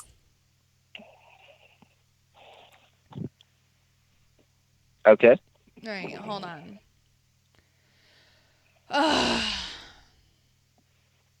No, that one's easy. I think. I don't know. Easy's fine. Easy's fine. Easy's fine. What's the best flavor of the crayon? Do they taste like freedom? Purple. I was going to say I like the grape ones. Yeah. Oh my god. I'm not sure I'm drunk enough for you yet. Oh my god. I need to fix that. All right, so The Great Gatsby was written by which author? Great Gatsby was written by Sidney Sheldon. 5, 4, 3, 2. You got me. I read it. I don't. I was forced to read it. I don't know. Wait, who else is on the line right now? This is Heath Barlow. I was just counting down to kind of deter the Google search. No, I've got Pip, I've got Pookie, I've got Kaz. Who else is on? That's Heath. Oh, it's Heath. Hi, Heath. Hey, how are you? Good. How are you? I'm well. My new dog just walked up. Oh, hello. Yeah, we call him Teddy Costello. Oh, interesting. Oh, here's a good American history. Eddie Costello, Teddy Costello. That's fucking funny. Yeah. Yeah, we like it. What kind of dog is he? I don't know, really. Some kind of mixed breed something. He just showed up to feed him, and he just stays. So, I mean, I guess that's what they do. But Badass. Awesome. I love dogs. yeah, I got another. I got my inside dog is a healer. She's actually being boarded right now because I'm going to Disney tomorrow. We'll be gone a week, so kind of excited about that. Florida or California? Florida. That's awesome, dude. I've always had a great time at Disney World. Right. I've been one time and I was like 6, but now I'm getting to take, my kids. One's 16, one's 8, so I think it'll be a good time. All right, Pip. This one's for Yep. you, okay? In the Okay, in go. the movie The Wizard of Oz, what did the Scarecrow want from the wizard? A little ass. Cause. No, that's what I want. That's a different version than I saw. I apologize.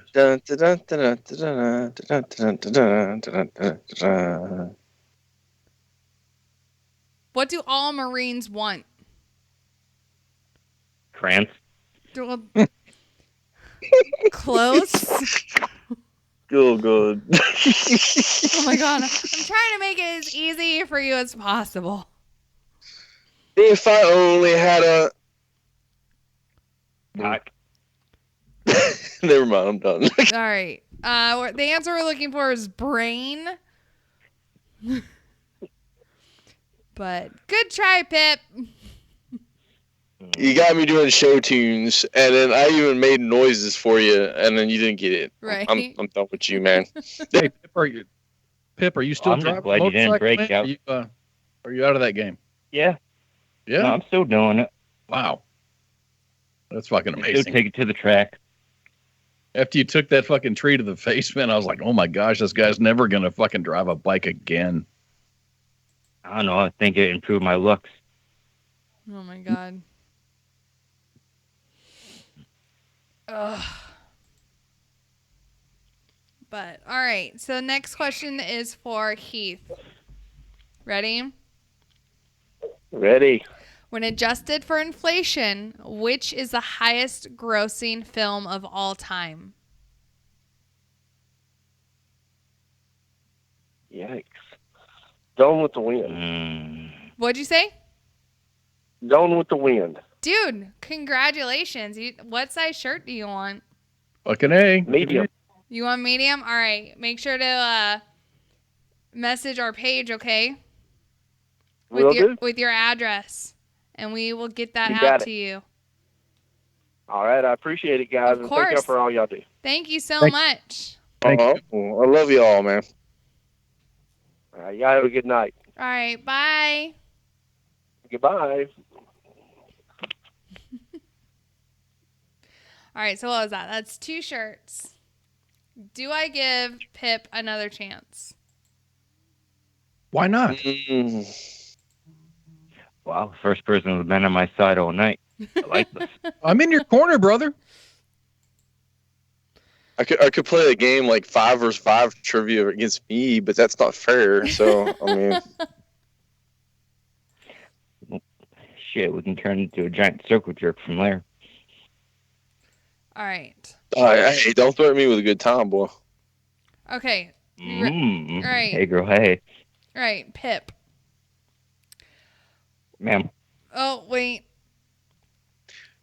That's your boyfriend, man. Show him some respect. I just derailed your whole show. I know you did. You did. WTF Nation Radio. This is Minx. You're live on the air. Who's this? Hey, this is Pete Penn. Hi. How are you? Good. All right. You ready for some trivia? Sure. All right. Can you turn your radio down in the background? Yeah, you gotta drop the background noise. Maybe. There you go. All right. All right. Which Teenage Mutant Ninja Turtle always wears the red bandana? Ooh. No. Donatello. No. Right? No. That's wrong. Michelangelo. No. Okay. Bad with Ninja Turtles. I mean, there's only two more. Like, how many are we going to go through? I know it. Not Process of elimination, dude. Yeah. All right. Hold on, Pip. Your turn to guess. You got two of them. It's Raphael. There we go. Pip gets it. There you go. Oh my god. A lot of shit there. All right. I'm better at voices than I am at trivia. What kind of voices do you do? Oh, I know you guys watch Family Guy. Oh my god, yes. Do Okay. the pedophile guy, what's his name? The guy. Are you ready? Yes. You guys are not allowed to scream. Oh, yes. Would you like some popsicles? How you doing tonight, Minx? Oh my god. Okay. It's okay, You Minx. got a pretty mouth. Whoa. You Okay. got a pretty mouth. Okay. Oh, yes. Have you seen Brian? Yes, Brian. He's about a foot tall, chases Lois around. Last time I seen Brian, he went upstairs with Lois with a big jar of peanut butter. Oh my god. He Oh my gets god. a t-shirt or whatever the. It's Peter. This is Get to the amazing. chopper, John Connor.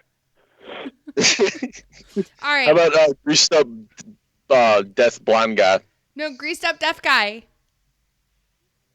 Who? Greased up deaf guy Who's that? from Family Guy. Grease up that guy. I don't know him.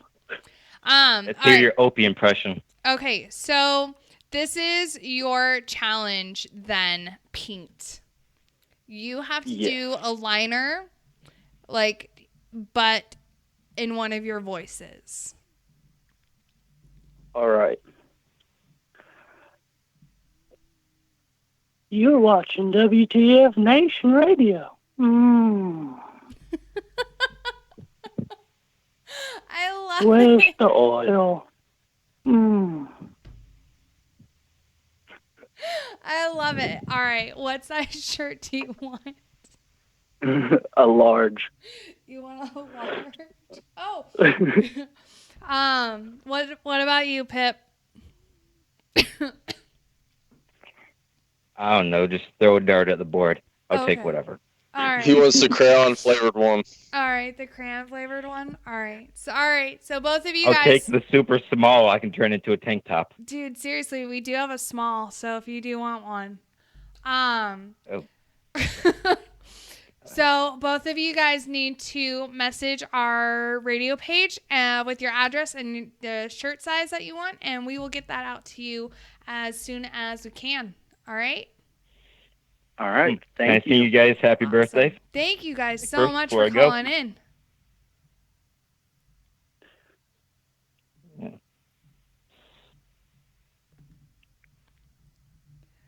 Awesome. Perfect. We fucking gave away 4 shirts. Hell yeah. A lot of stuff. Hallelujah. Ugh. Pookie. So safe, Lord. Do you want to do housekeeping? I don't have the stuff pulled up, but I can pull it up real quick if you can talk for a minute. No, just this show lineup. Starting Monday, we have the Monday edition with Ice and Flash. Tuesday, we have Tied Up Tuesday with the beautiful Minx and the beautiful Gray Cloud. He is pretty cute. Yeah. He likes. Yeah. Okay. Never mind. Ever since he grew back, he's pretty. Right? Yeah, Once he got his You gotta have the beard. You gotta have the beard. The beard makes the man. does. So I'd say that it does. Wednesday is our open show. Sometimes we might have the WTF Nation gaming thing going on. Shameless plug kind of thing, but whatever. Thursdays is Sergeant's Time. Great show with Ice and Mike Golf. Awesome show. Check in on it. Especially you active duty people listening to our show right now. Yep. Very informative. Friday, we're right back to where we're at right now. With the Friday Freedom with Minx and myself. The beautiful Minx and the very sexy, beautiful, bearded gentleman that I am. But then we jump off to Saturday. We got Saturday Night Savagery. Great show with the genius Jay Reddy and me, myself again. And, we jump into Sunday where we have the Stoner Brothers. Oh God. My brain's free. Yes, there you go. Thank you. Right? Are you These guys, freezing? the Sunday guys are geniuses. If you need to know anything medical marijuana wise, you need to jump into their show.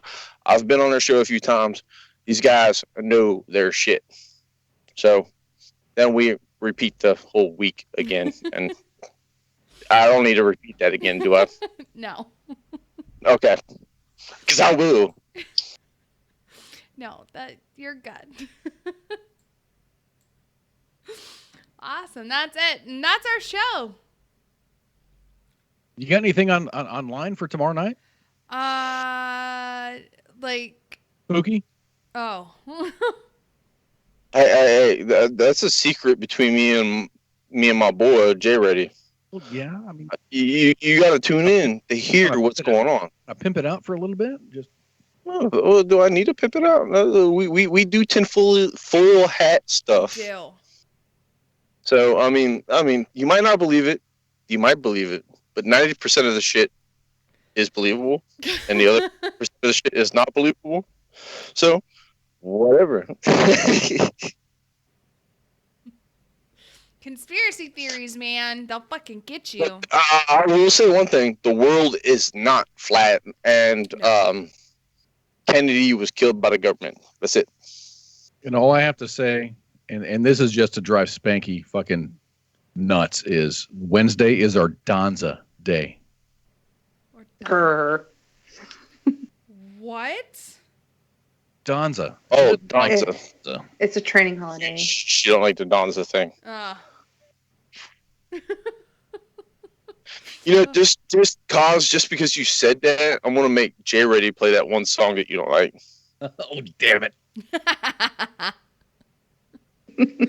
I don't like it either, though. Aww. That's called mass punishment. Get over it. Dude, I've got a mute button, so it doesn't bother me. Well, all right, you two children.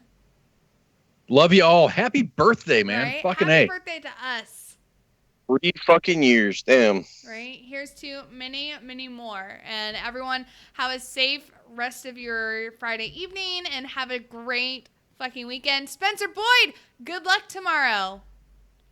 Get ready to get abducted. I mean, adopted. I mean, you know.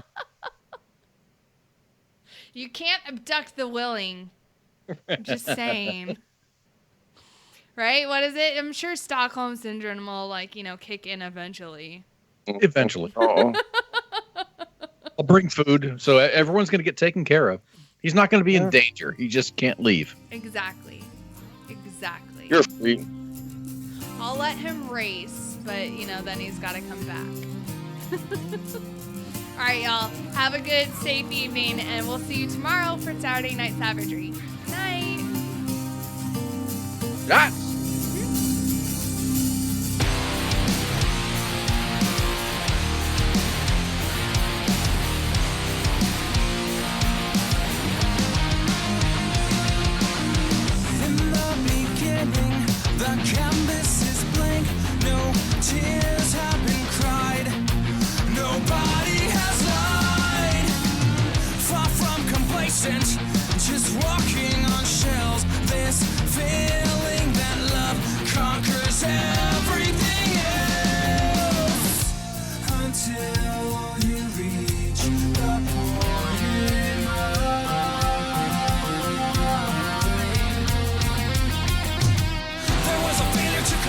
communicate.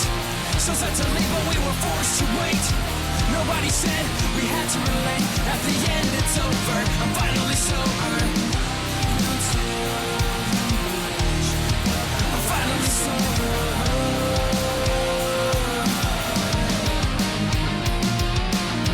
My only demon, my only regret is that I left you with scars so that you'll never forget. Sick of forgiving my mistakes and my faults. Shattered your glass heart to millions when I ripped it apart. There's nothing left. Love is gone. So there was a failure to communicate. So set to leave, but we were forced to wait.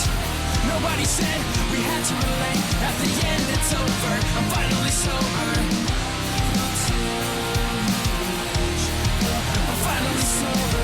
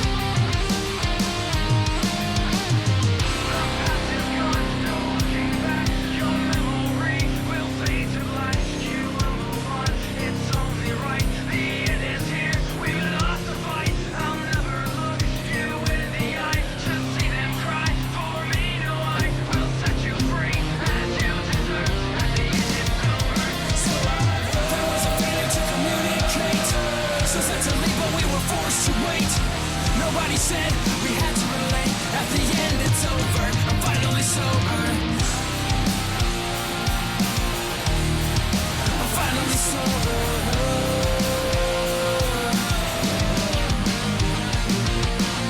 There was a failure to communicate. So set to live, but we were forced to wait. Nobody said we had to relate. At the end, it's over. I'm finally sober.